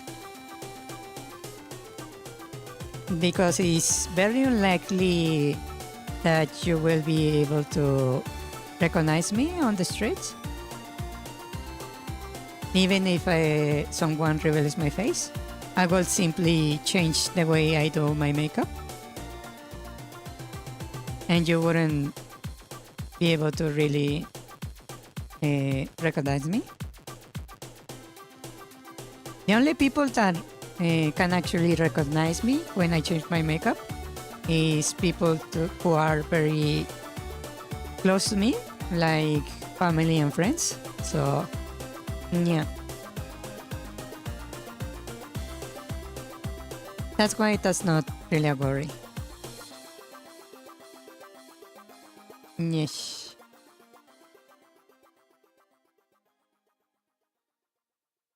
Also, I change hair color like once every 3 or 4 months. Yeah. Right now I have a white, very similar to my model. But probably maybe next month or the month after that, I'm going to change hair color again. Yes.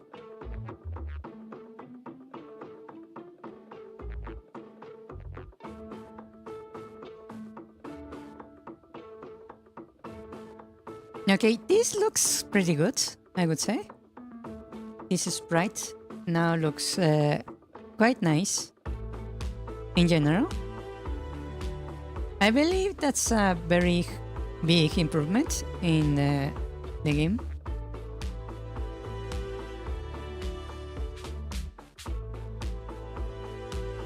Yeah, people that understand,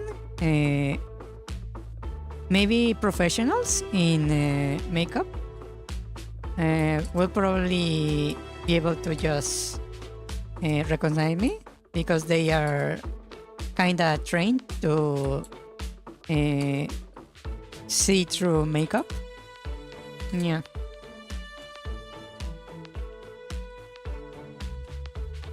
Yes. Those kind of people probably can do it. Yeah. But I doubt those kind of people are very common. I forgot to remove the the thing on the map.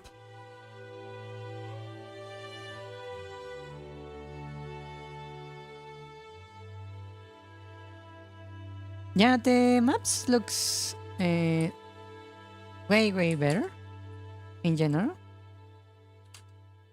I need to fix this thing right here. Those are the doors. Yeah. This is still a different texture.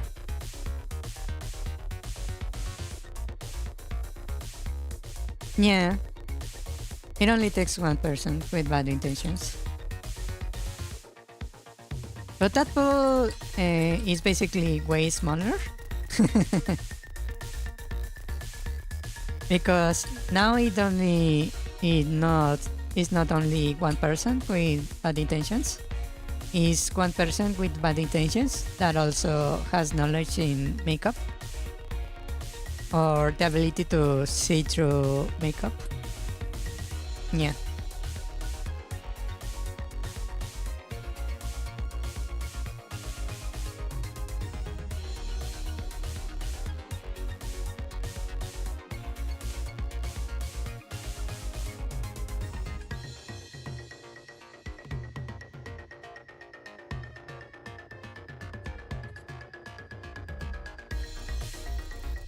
It's making the pool way more small, I would think.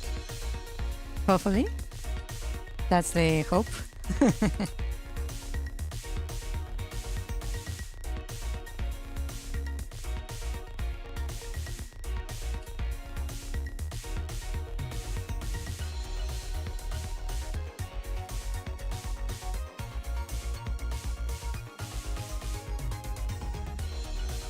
Yeah.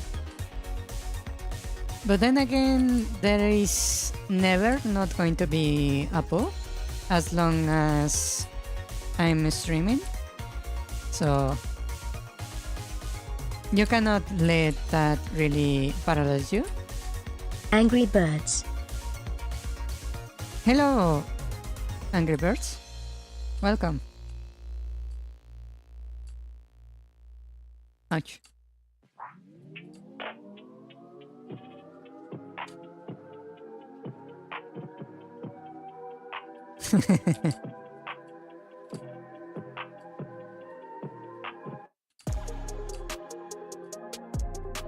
Hola, hola. Bienvenido. Bienvenido. Bienvenido. Maybe I should upgrade this sprite also. It looks good, but not that good.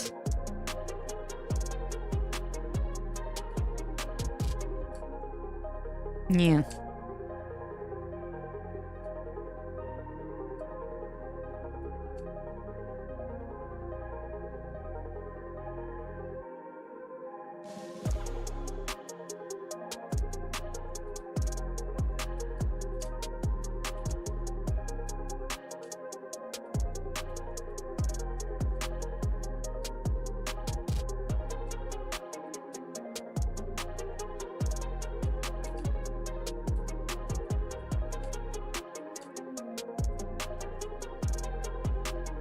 Ah, I fell.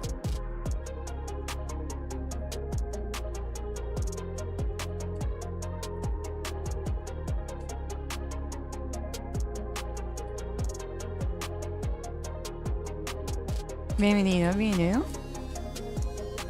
Terminé de arreglar el tileset de los mapas. Entonces ahora se ve mucho más limpio. Yeah. El de las rocas.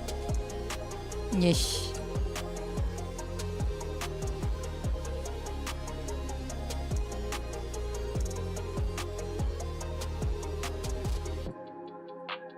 Ah.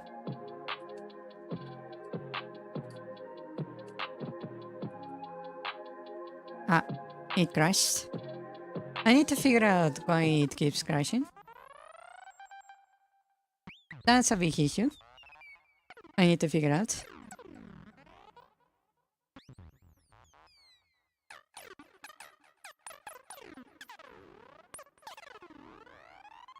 The error log doesn't show an issue, maybe because it's not really an error, it's an infinite loop. That's what I believe is happening there. Yeah.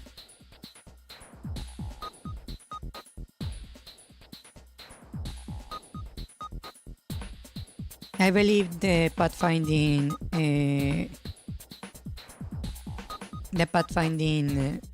algorithm that I made is getting stuck in an infinite loop in a specific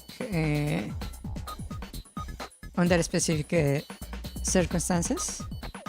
Yeah, I need to probably check what the issue is there.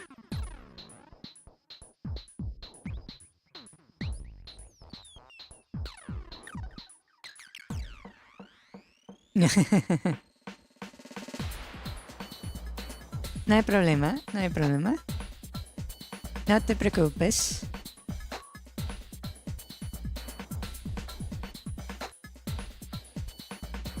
Yeah.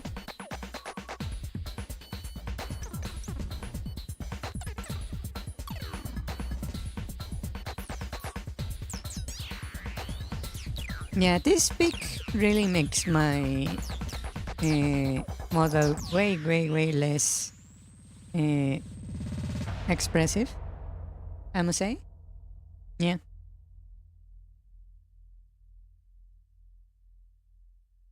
Okay. One of the tasks that we need to do still is implement the parry for bullets and the bonus attack when you are on full HP. That looks doable. Let's give it a try. Player.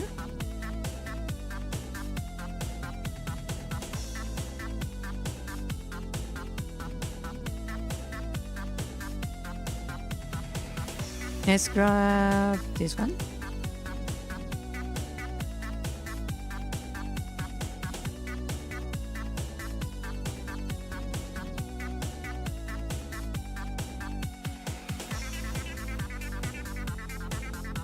Isn't this one the... Yeah, that's the attack. But this is not the hitbox, right? That's hit, idle, movement, shield.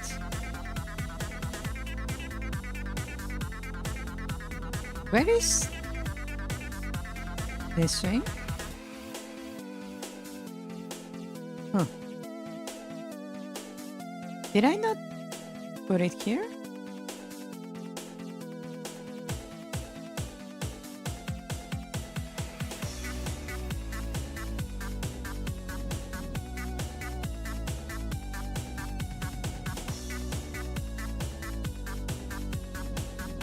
Oh, really? That's nice.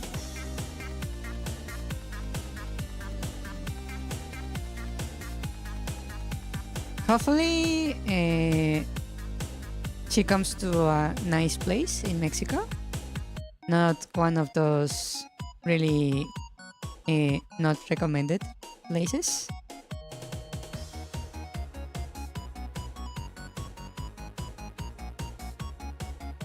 Oh, there is a sword attack. Why are you over here?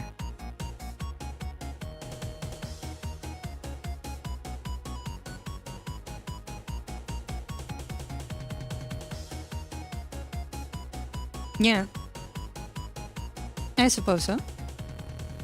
It's just that usually, well, at least that's what my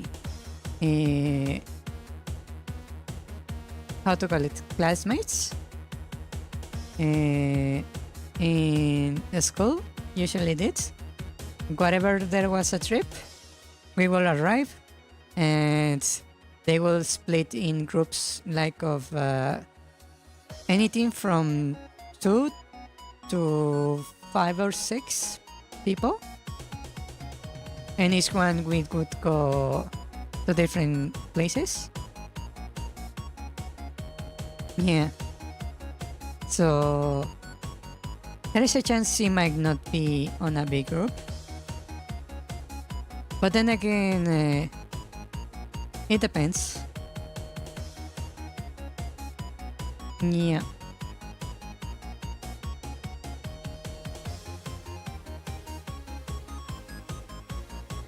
Let me duplicate this.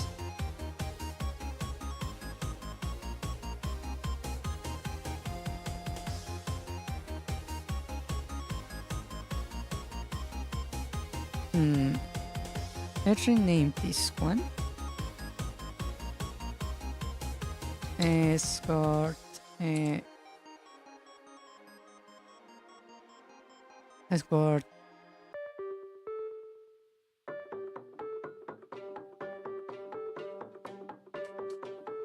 Projectile.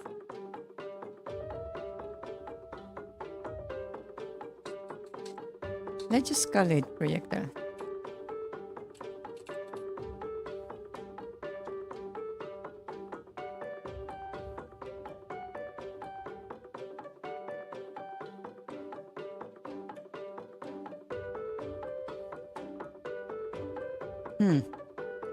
Okay, so I'm going to grab this right here.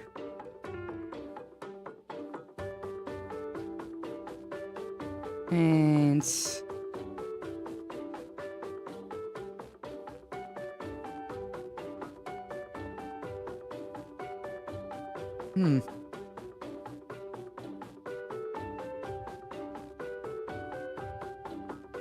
I will put it there, and then flip it.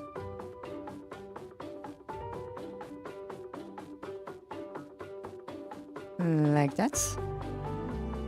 And then they will trim.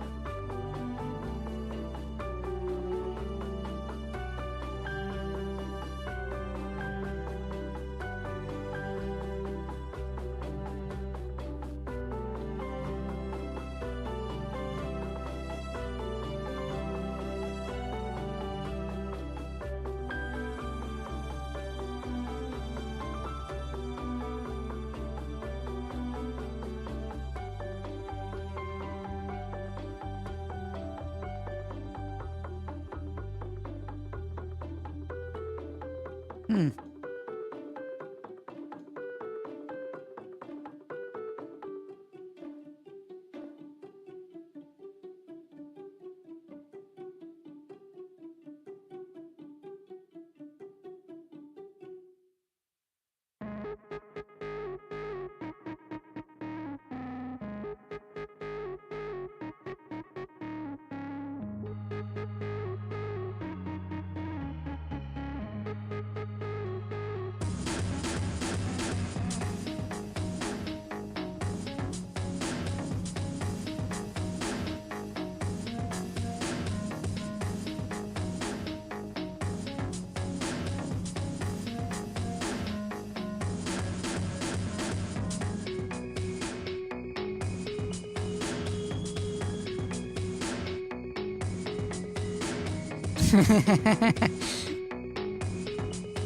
She does indeed look a bit like Hornet. And listen to me, I actually said she. Wow.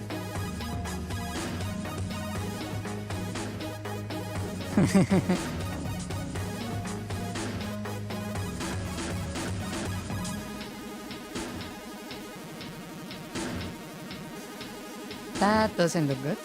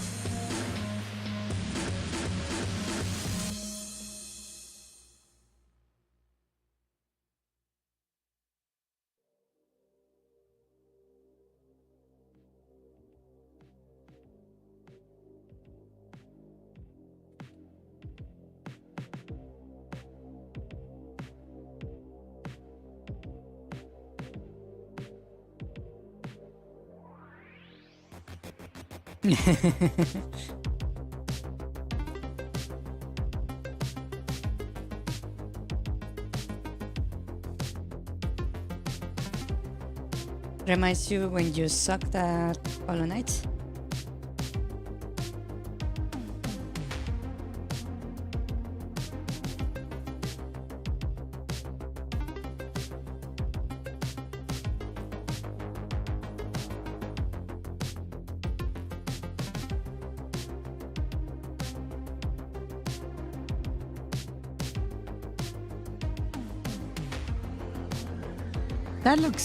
That sounds pretty bad. My condolences. Yeah. Okay, that's nice. Now let me clear this.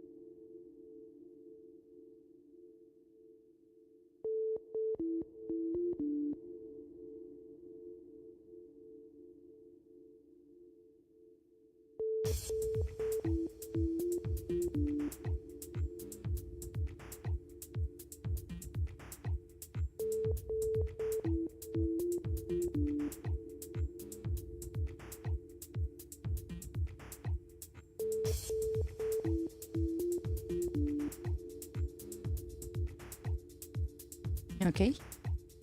That kinda looks better.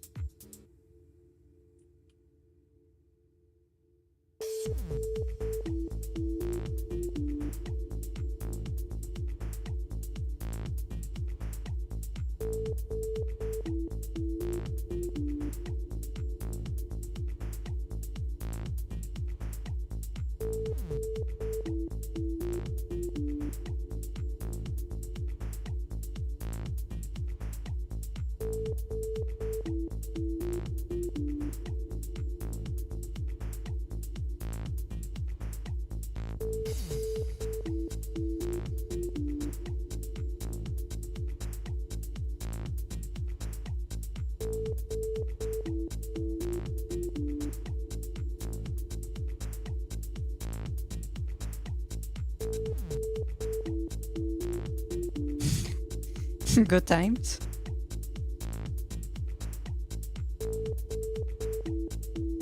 Wow.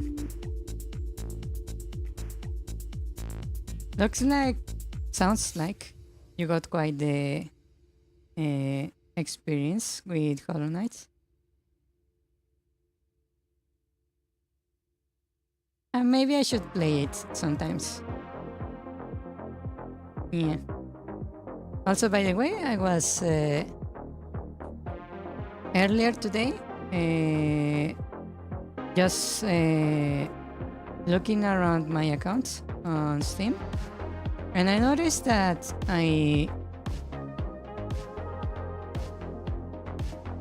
have what to call it, a lot of games where I almost had 100% completion rate, and it kinda made me want to try to complete them. Yeah.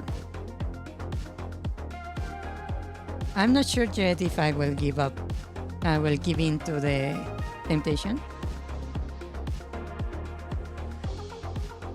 But it's there.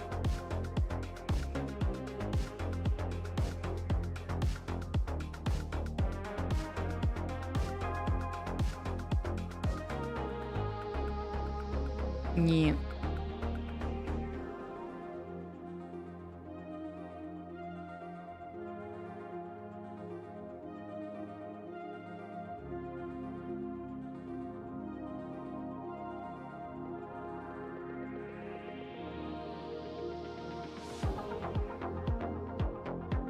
Yeah, I have this search to complete the achievements.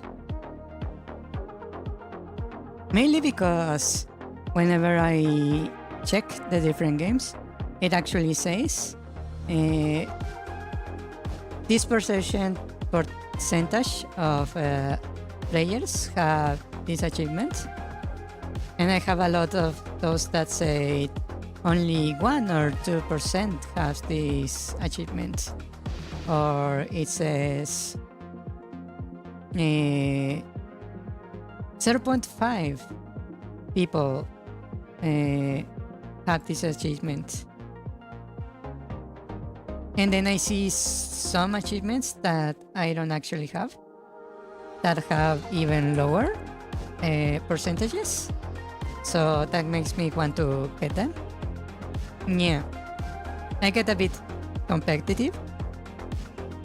Yeah.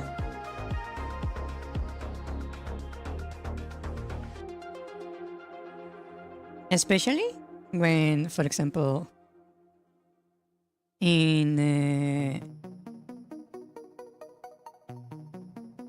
what was the name of the game? Ultra Kill?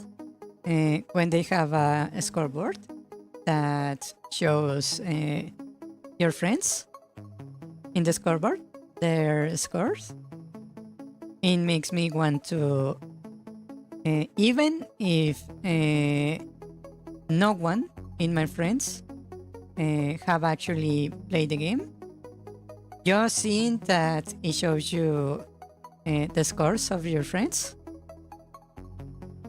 I want to basically complete the game and put a really hard to beat score, just so if anyone in my friends list plays the game, he sees my scores.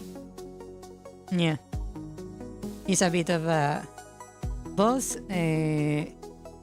me being a little bit competitive and a little bit of I don't know what to call it, bragging, show off.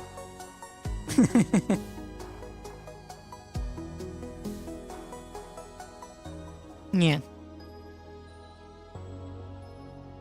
Yeah. And you can actually see a little bit of my personality shine through, where I don't actually brag as in words. I don't actually say it out loud. What I do is I quietly set a score for you to later encounter when you play.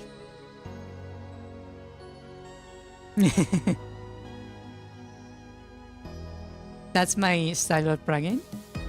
I don't actually scream to high heavens how good I am at something. I just set a score and let it speak by itself. Yeah. That's my style of bragging.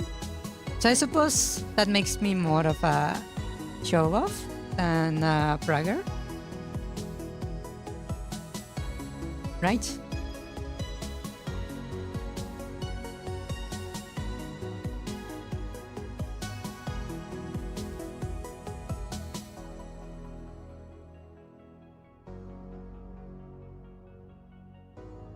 Yes, but that's me. I like to do that kind of stuff. I feel compelled to do that kind of stuff.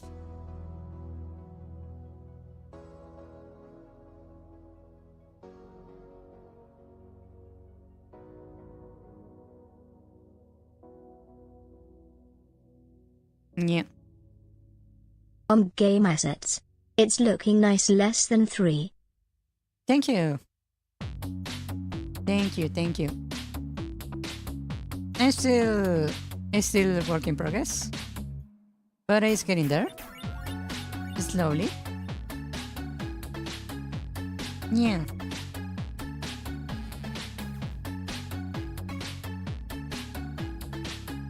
But yeah, I am a bit obnoxious like that when it comes to the scoreboard. Likewise, if I see someone with a high score than me, it makes me want to actually beat them. Just to kinda show off a little bit. Yeah.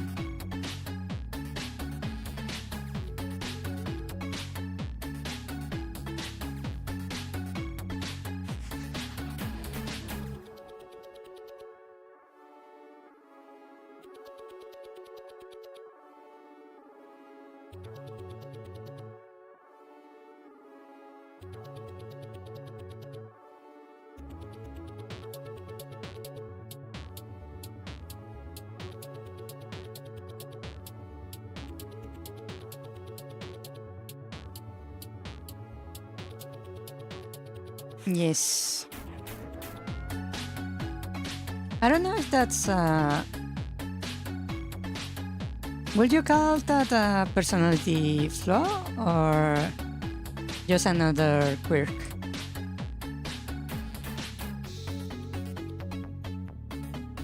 I wonder.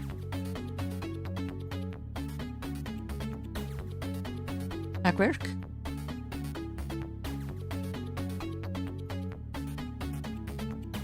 Even though it technically makes me eh,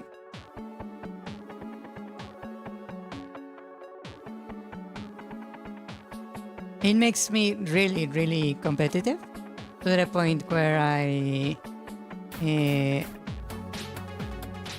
sometimes dedicate a bit too many hours to beat the score of someone else. Yeah.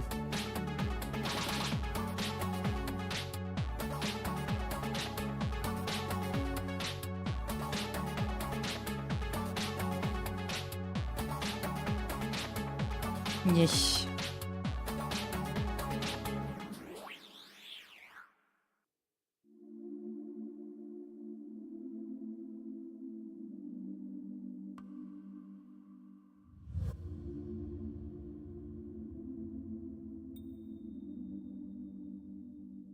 So I don't know if it's a flaw or not. Mainly because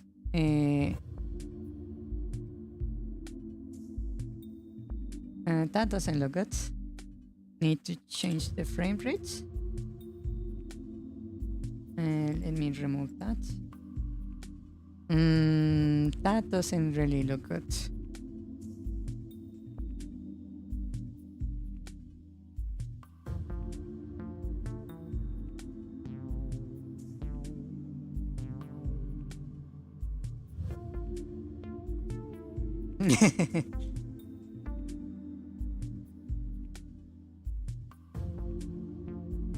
That actually is one of the reasons I got in trouble with my cousins and uncles.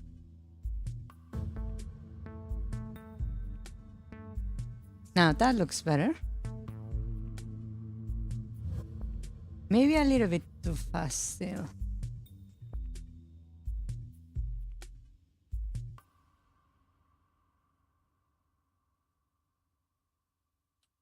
Yeah, but when they want to, what to call it, show off, when they want to basically inherit, uh, get a place in the succession for inheritance and that kind of stuff, it becomes an issue when I'm showing off a little bit too much.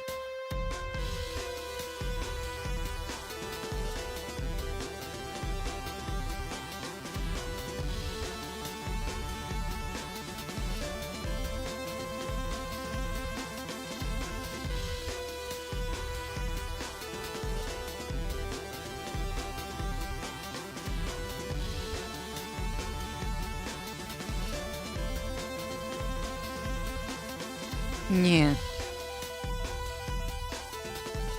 Inheritance is annoying like that, especially when the family is not really in the same page.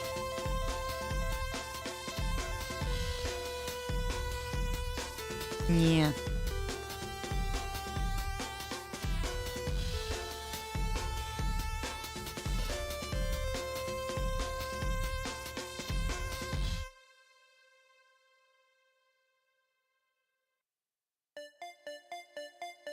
Especially when the uh,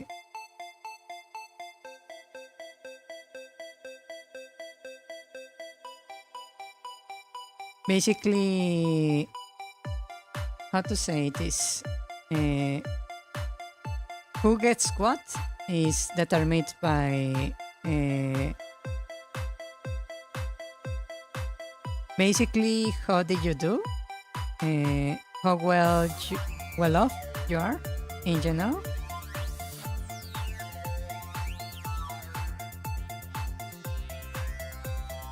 Yeah, it's a bit of a merit system, so that's another thing that is annoying, I would say.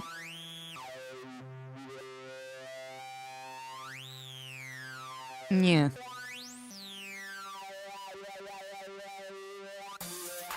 it's both a matter of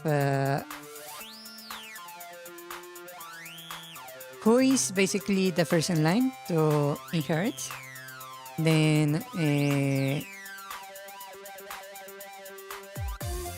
who is the most qualified. So that's where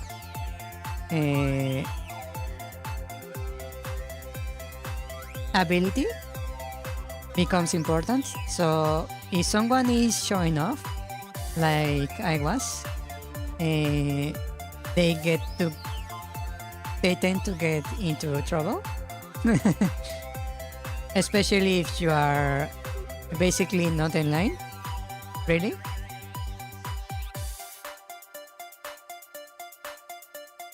Yeah. So basically, if let's say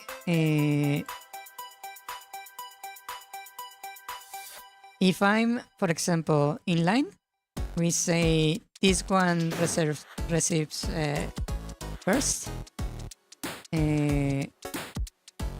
right here, the second in line right here. That's a 2, believe it or not.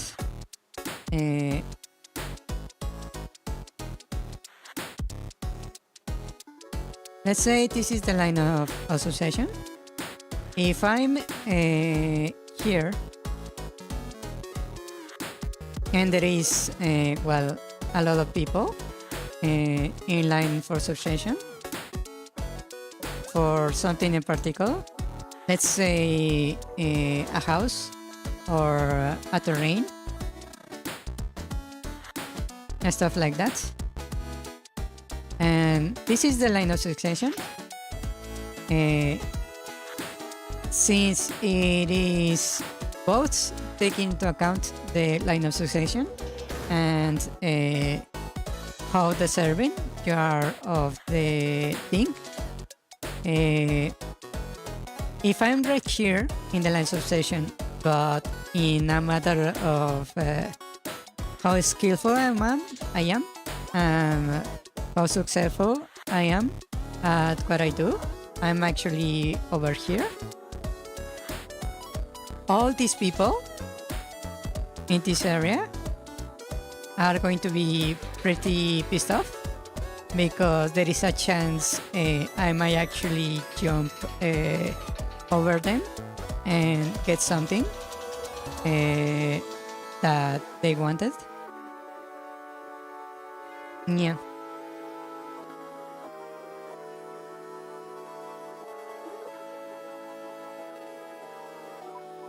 That's another issue. Also, their egos get really easily bruised. Yeah.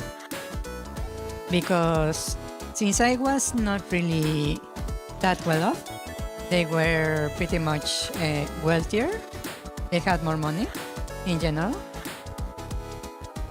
In theory, you will believe they have access to better education and thus should have basically more success in general, right? So seeing someone with basically less than them jump over them in the line, that actually most of the time, especially people with big egos, get upset when that happens. Yeah.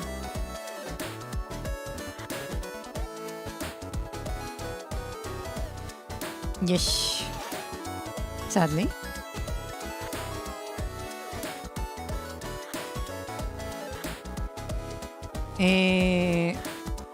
At first, I thought they were just talking shit. It turns out they were actually taking action. I just didn't notice until a lot later.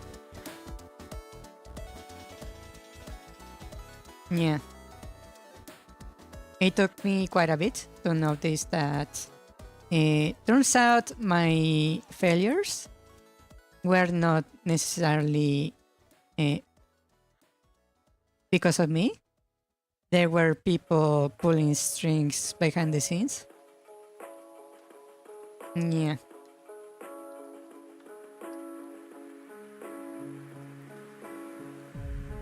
Yes.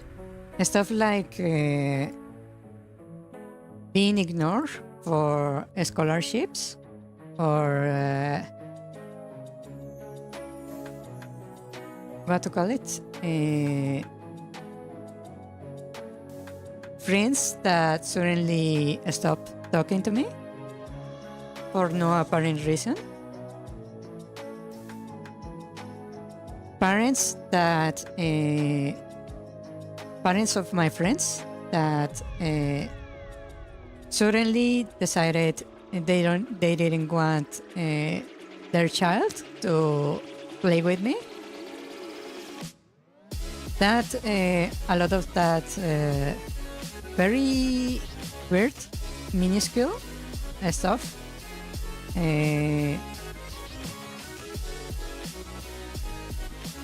That I didn't notice at the start.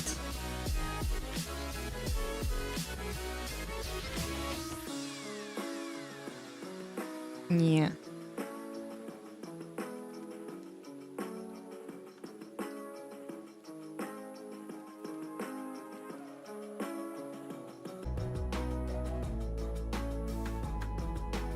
The worst part is that I realized that a lot of the things they did, they shouldn't be able to do without basically my uncles and aunts providing support. Right?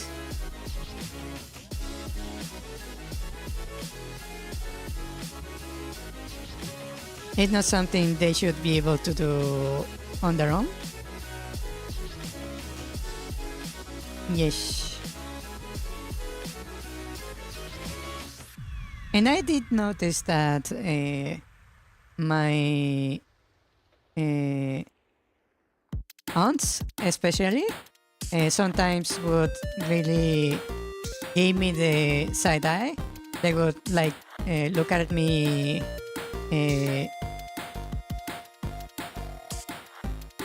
How to call it? They would give me the stink eye. They would glare at me sometimes, occasionally, not always, but it will happen. Yeah. And I thought, yeah, they don't like me, but it's not like they are really doing anything to harm me in general. So I really never actually pay much attention to it. Yes.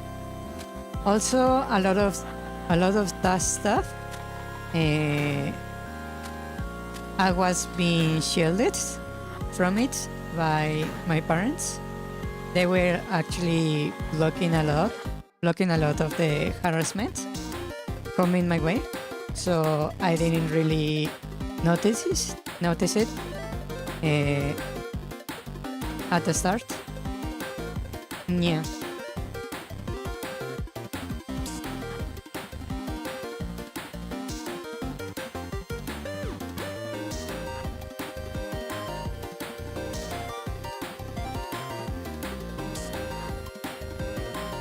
Yes.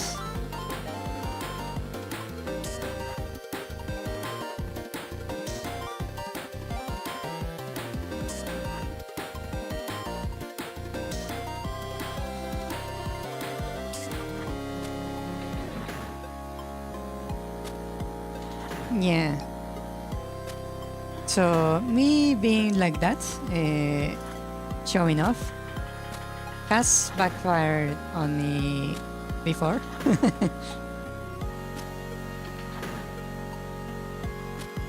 Let me fix this. Okay.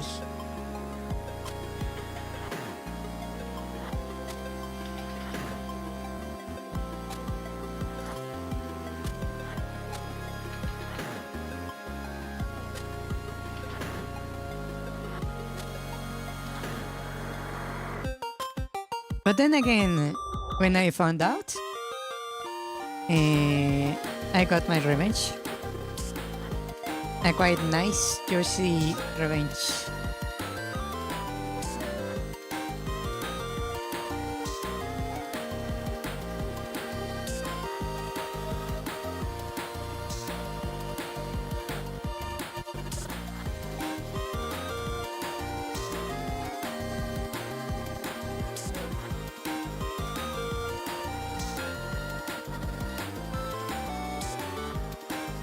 Yeah. Actually, it was pretty funny. Mainly because they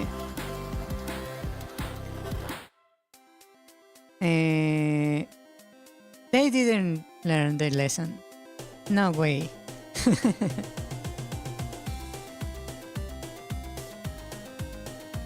Not only I managed to basically get my revenge, I did it on the most obnoxious way possible. What I did was that I basically counterattacked, and at the same time I got to show off. So it was a bit of a double hit.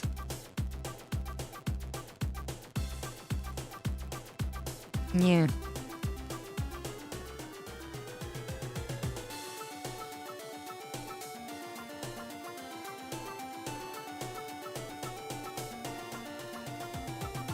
That was one of the few times where I actually, instead of doing stuff like, hey, my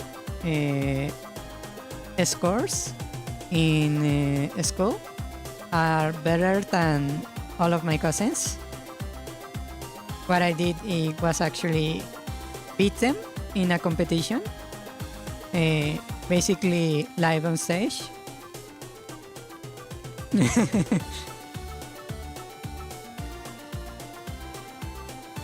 Yeah, I got to show off really nicely. Especially because I believe, well, I'm pretty sure they basically paid off the judge to ignore their cheating. But I beat them while they were cheating without really raising a complaint. And that was pretty satisfying.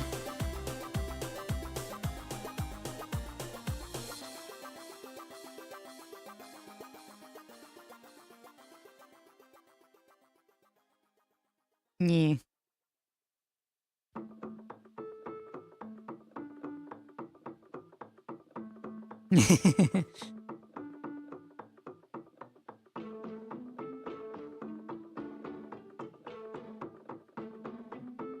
Nah, it's just that they basically challenged me. Well, they joined a tournament, a video game tournament. And basically, I joined the same tournament, and they were allowed to cheat. But what they didn't know is that I knew basically the game inside out. I had literally put more hours into that game that I did into school. So yeah, it didn't really matter if they cheated or not. They were not going to win either way.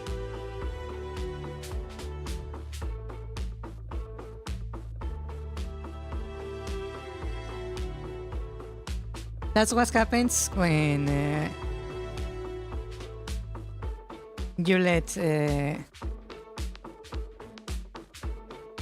someone with a bit of a game obsession into a tournament. Yeah. I'm pretty sure I knew the game better than the judge.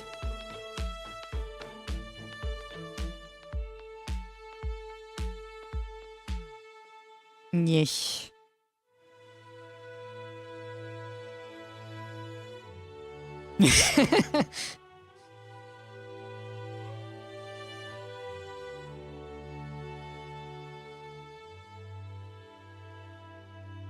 Okay, let's see how this looks. Ah, it doesn't look bad, but it doesn't look quite good either.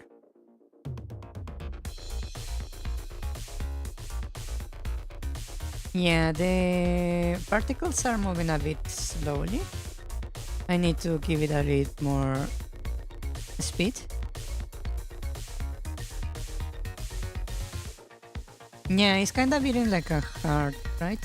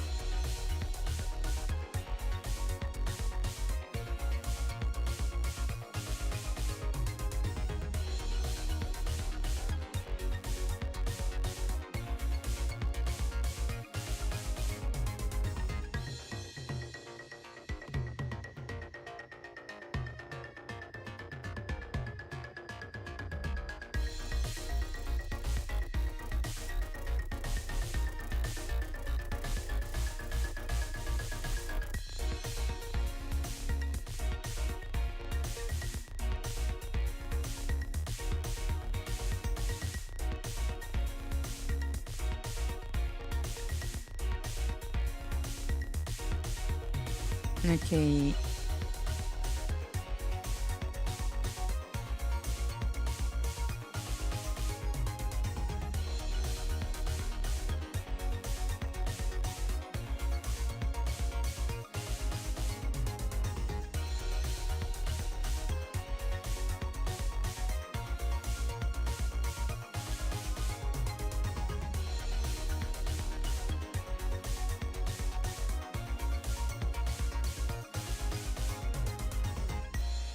Yeah, that's indeed true. I wouldn't like to have false allegations. That's indeed true. Let me see.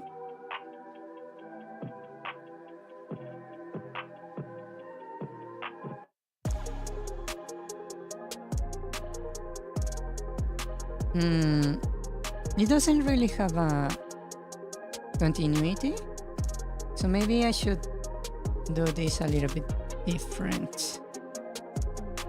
Hmm.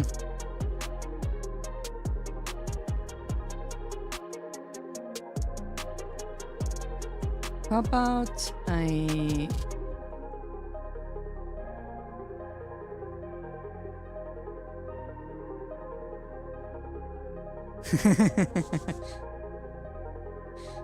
Yeah, that was quite a trial.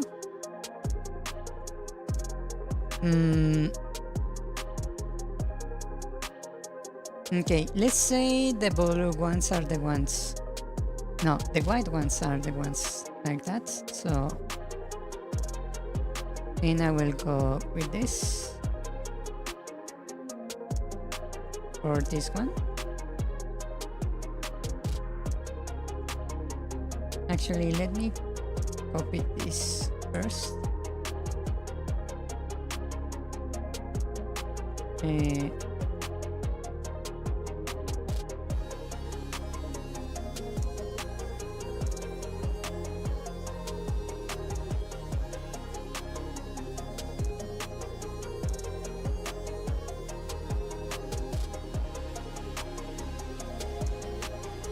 Well, it doesn't need to have the particles. I just wanted it to have a sense of speed.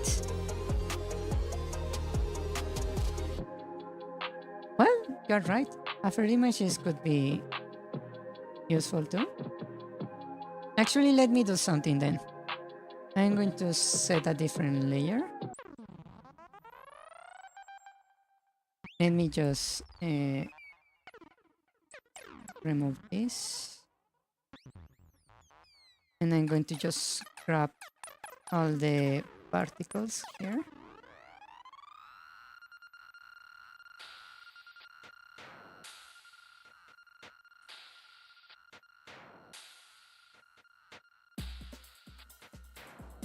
Huh? What happened?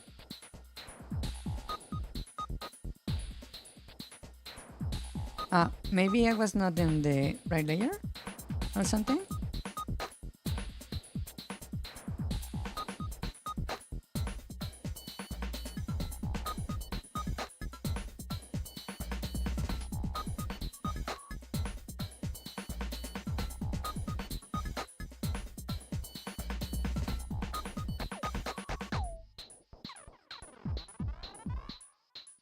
Okay, let's move on all the particles to the other layer.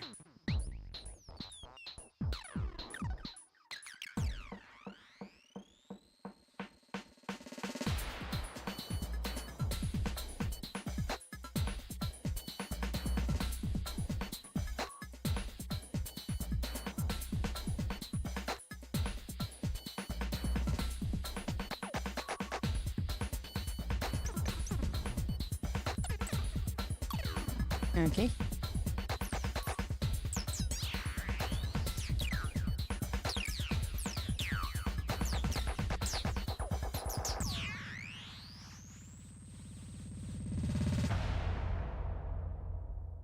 One thing I really wish actually happens,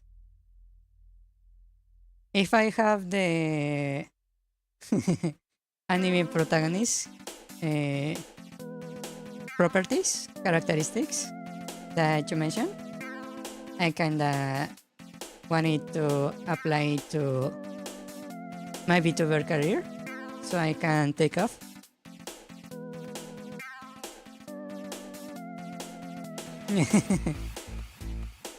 Ah, I was on the ground layer.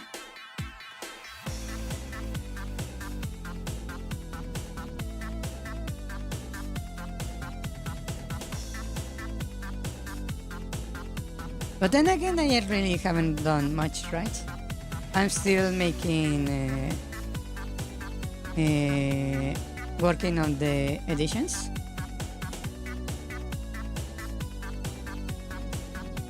For the videos and preparing behind the scenes. So, yeah.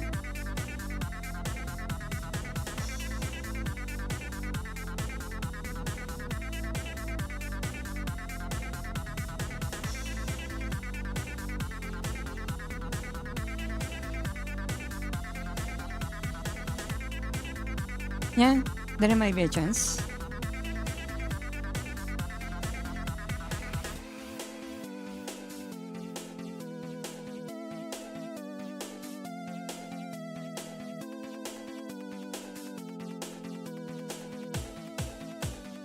Nice. This goes right there.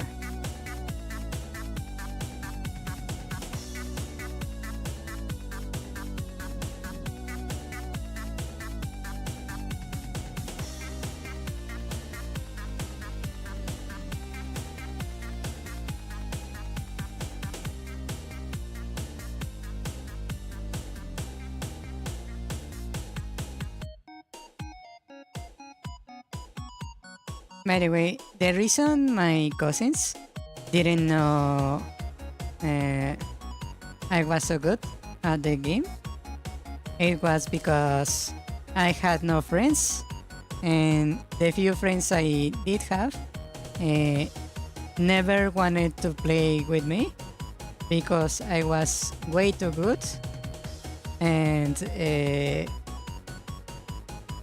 wasn't fun to play with me because I will just crush everybody. In my group of friends, they like to do this called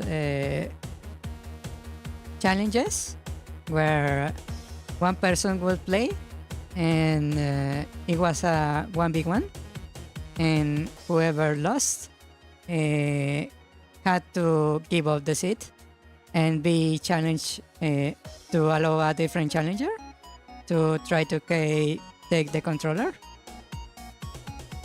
to try to remove the winning player. So when I played, I basically was never replaced. So that's why nobody wanted to play with me. Yeah.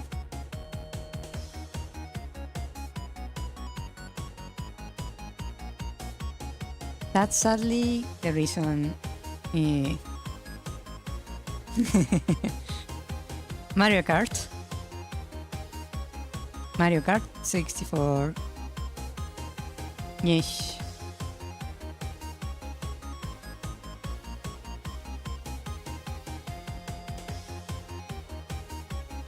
Yes, yes.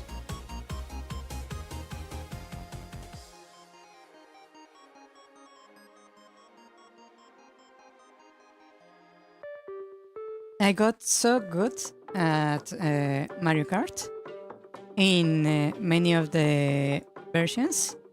I could actually dodge the blue shield in some tracks. I needed to be in a very specific area of certain tracks to dodge the blue shield. Yeah.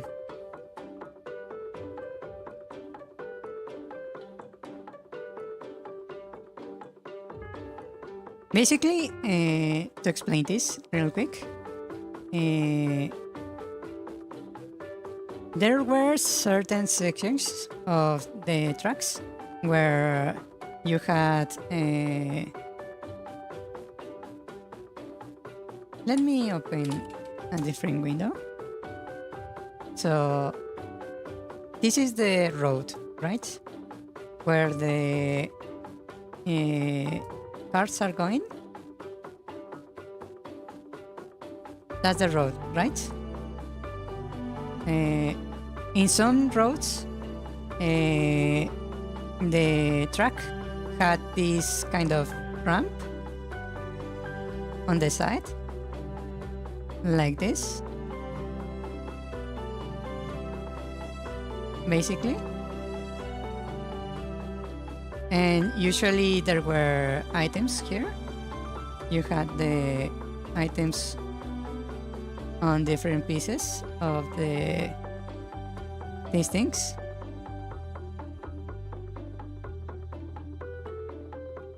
Like this. And they had boost pads right here in different areas. And then you had the boost pads right here on the ground.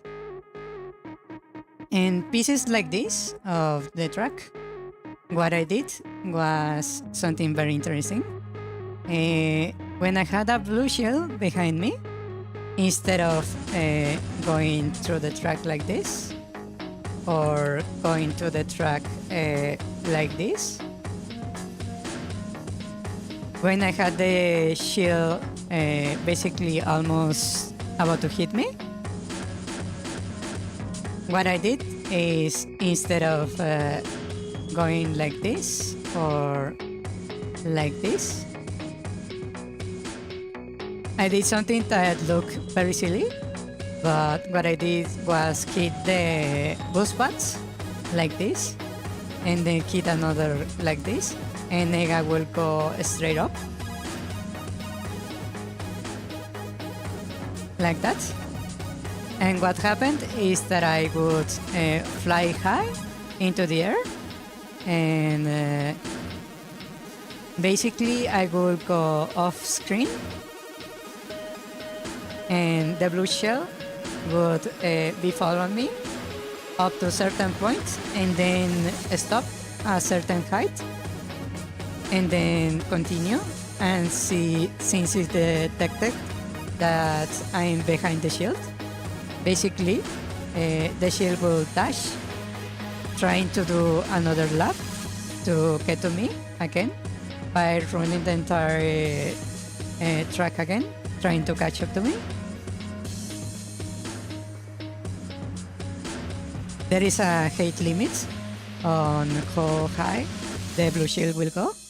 So if you dash into the ramp at the right moment and went off screen, you basically go out of range of the blue shield. And it gives you basically an entire lap extra to do something about it. Yeah.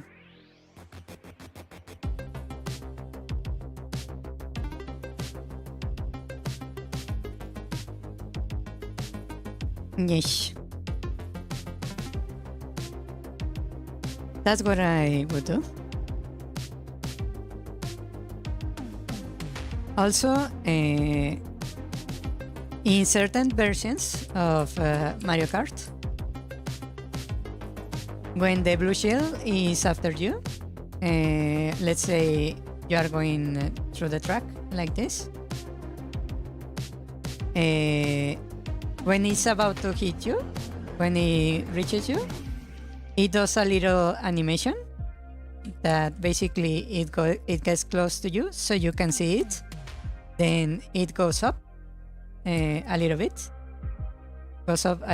and then smashes into you.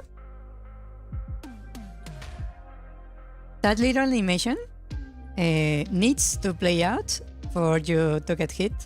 So if the blue shell gets in range, but when it plays the animation, you take the opportunity to immediately use a mushroom and dash away, the animation resets, so it goes back again, it gets close and starts the animation. If you dash again, you can keep doing that as long as you have dashes.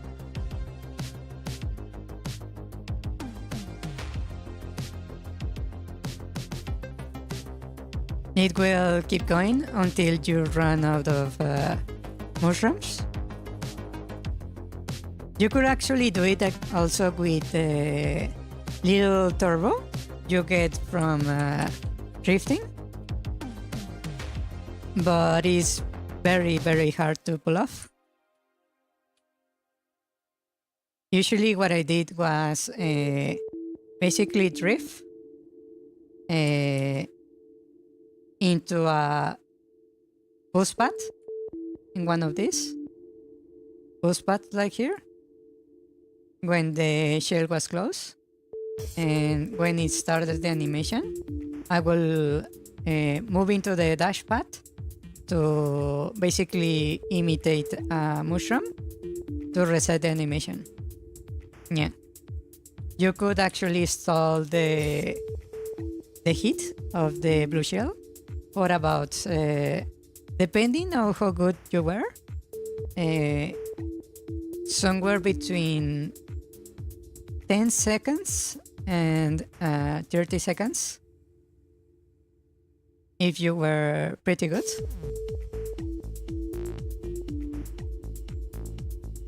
Yeah.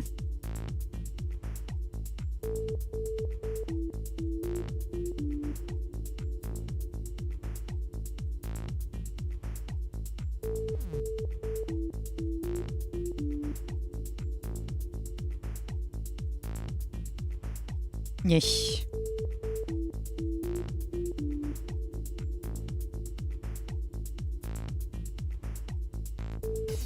So that's my secret on how to dodge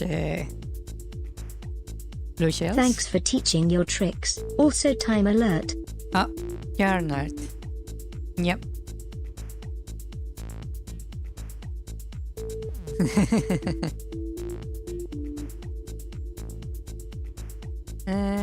We can maybe test with this animation. Let me just open a map.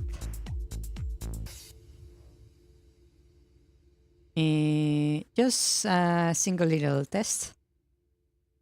And I need to create an object.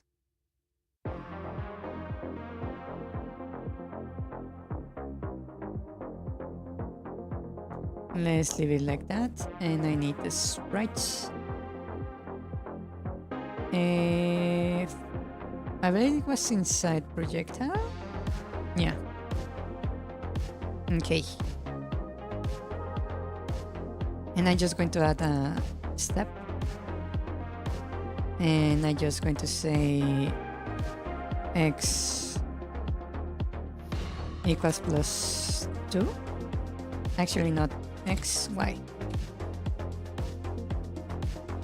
Okay.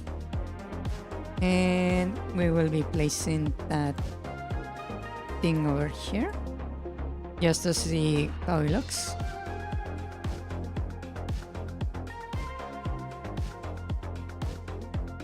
Okay. Let's see.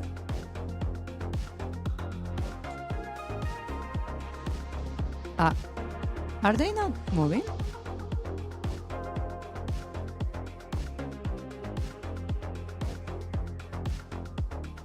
I did? Yeah, I put it on step right here. Okay, let's just say y plus plus.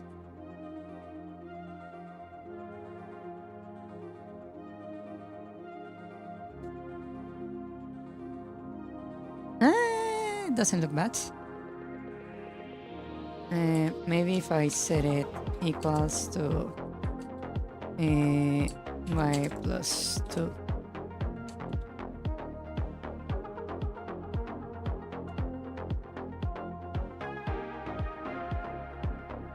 That looks nice. Let's double the speed.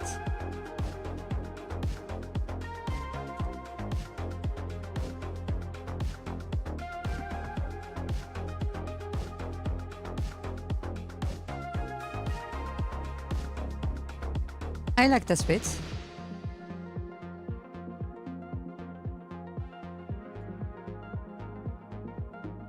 For the attack. Beam attack. What do you think? Very nice. Okay. It doesn't look bad either. I thought it would might look a bit weird, but it's not so bad. It's not so bad. Yeah.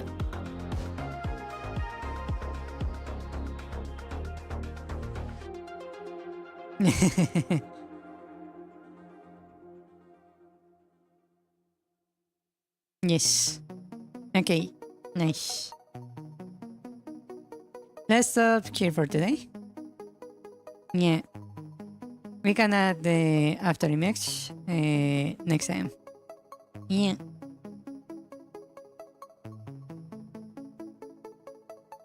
Yes, yes.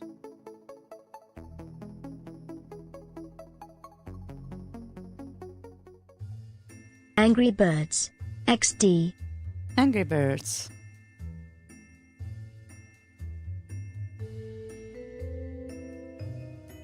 Game Okay. assets. It's looking nice, less than 3.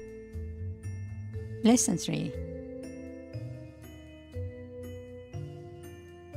Thanks for teaching your tricks. Also time alert.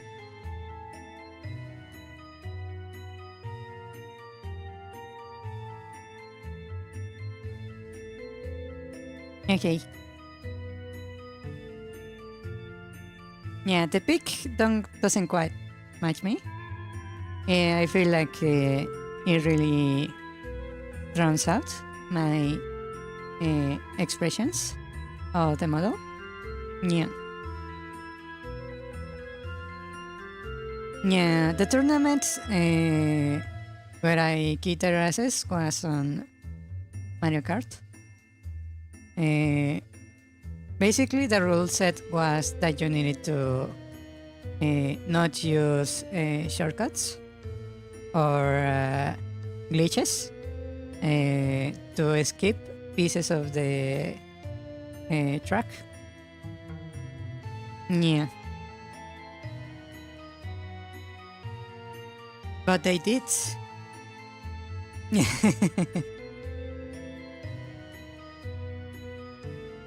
Yes. Hola. Hola, hola. Bienvenido. Bienvenido, bienvenido. Llegaste justo a tiempo para ver el final. Ñe.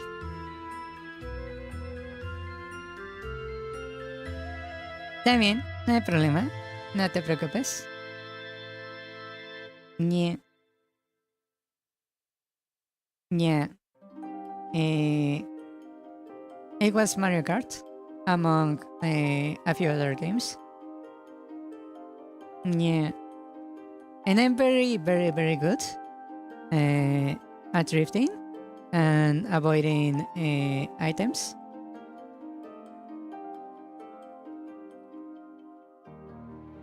Yeah. Sí, tú eres también como yo. A mí tampoco me gusta ver el contenido con otras personas. Yeah. Prefiero disfrutarlo yo. Yes.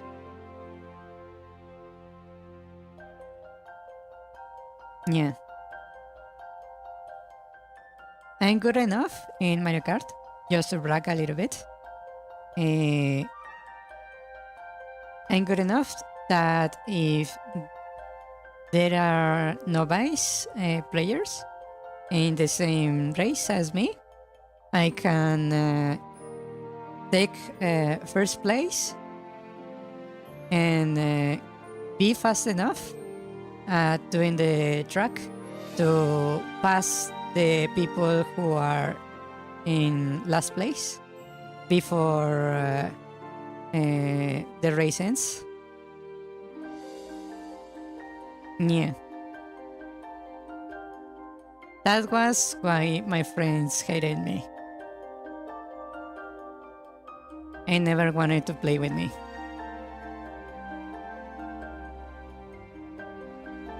Yes.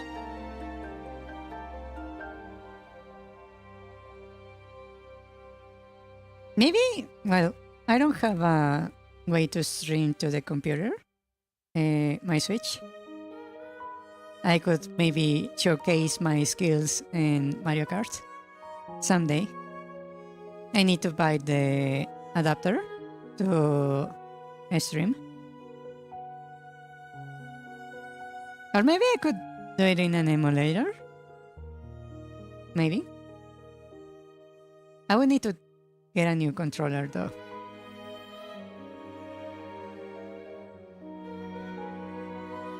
Yeah. Ok. Entonces voy a parar aquí para ir a cenar. El bot está disponible. Espero. Yeah. Ok. Good night. Buenas noches. Actually, now that I think about it, maybe I could organize so we could play together if there is a multiplayer game that allows it. Yeah. Since I have the protection of a VPN and all, I could do that. Huh. That's a nice idea. Yeah. Okay. I will leave now. Good night. Adios. Bye bye. Buenas noches. Yeah. Yeah. It's fine. In the worst case scenario, you will the one getting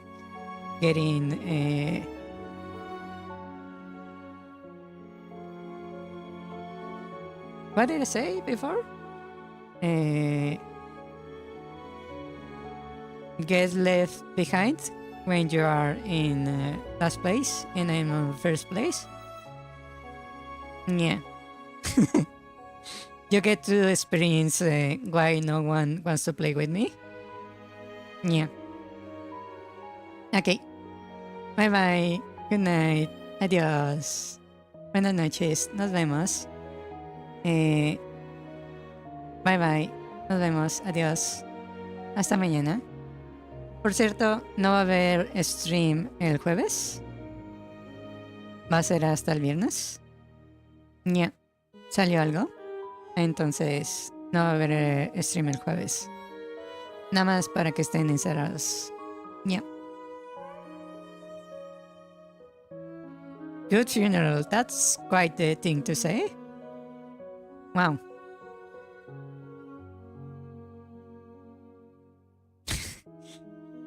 Enjoy your funeral. Wow. Ok. Bye bye. Good night. Adiós. Nos vemos. Bye bye. Night night. Good night. Adiós. Bye.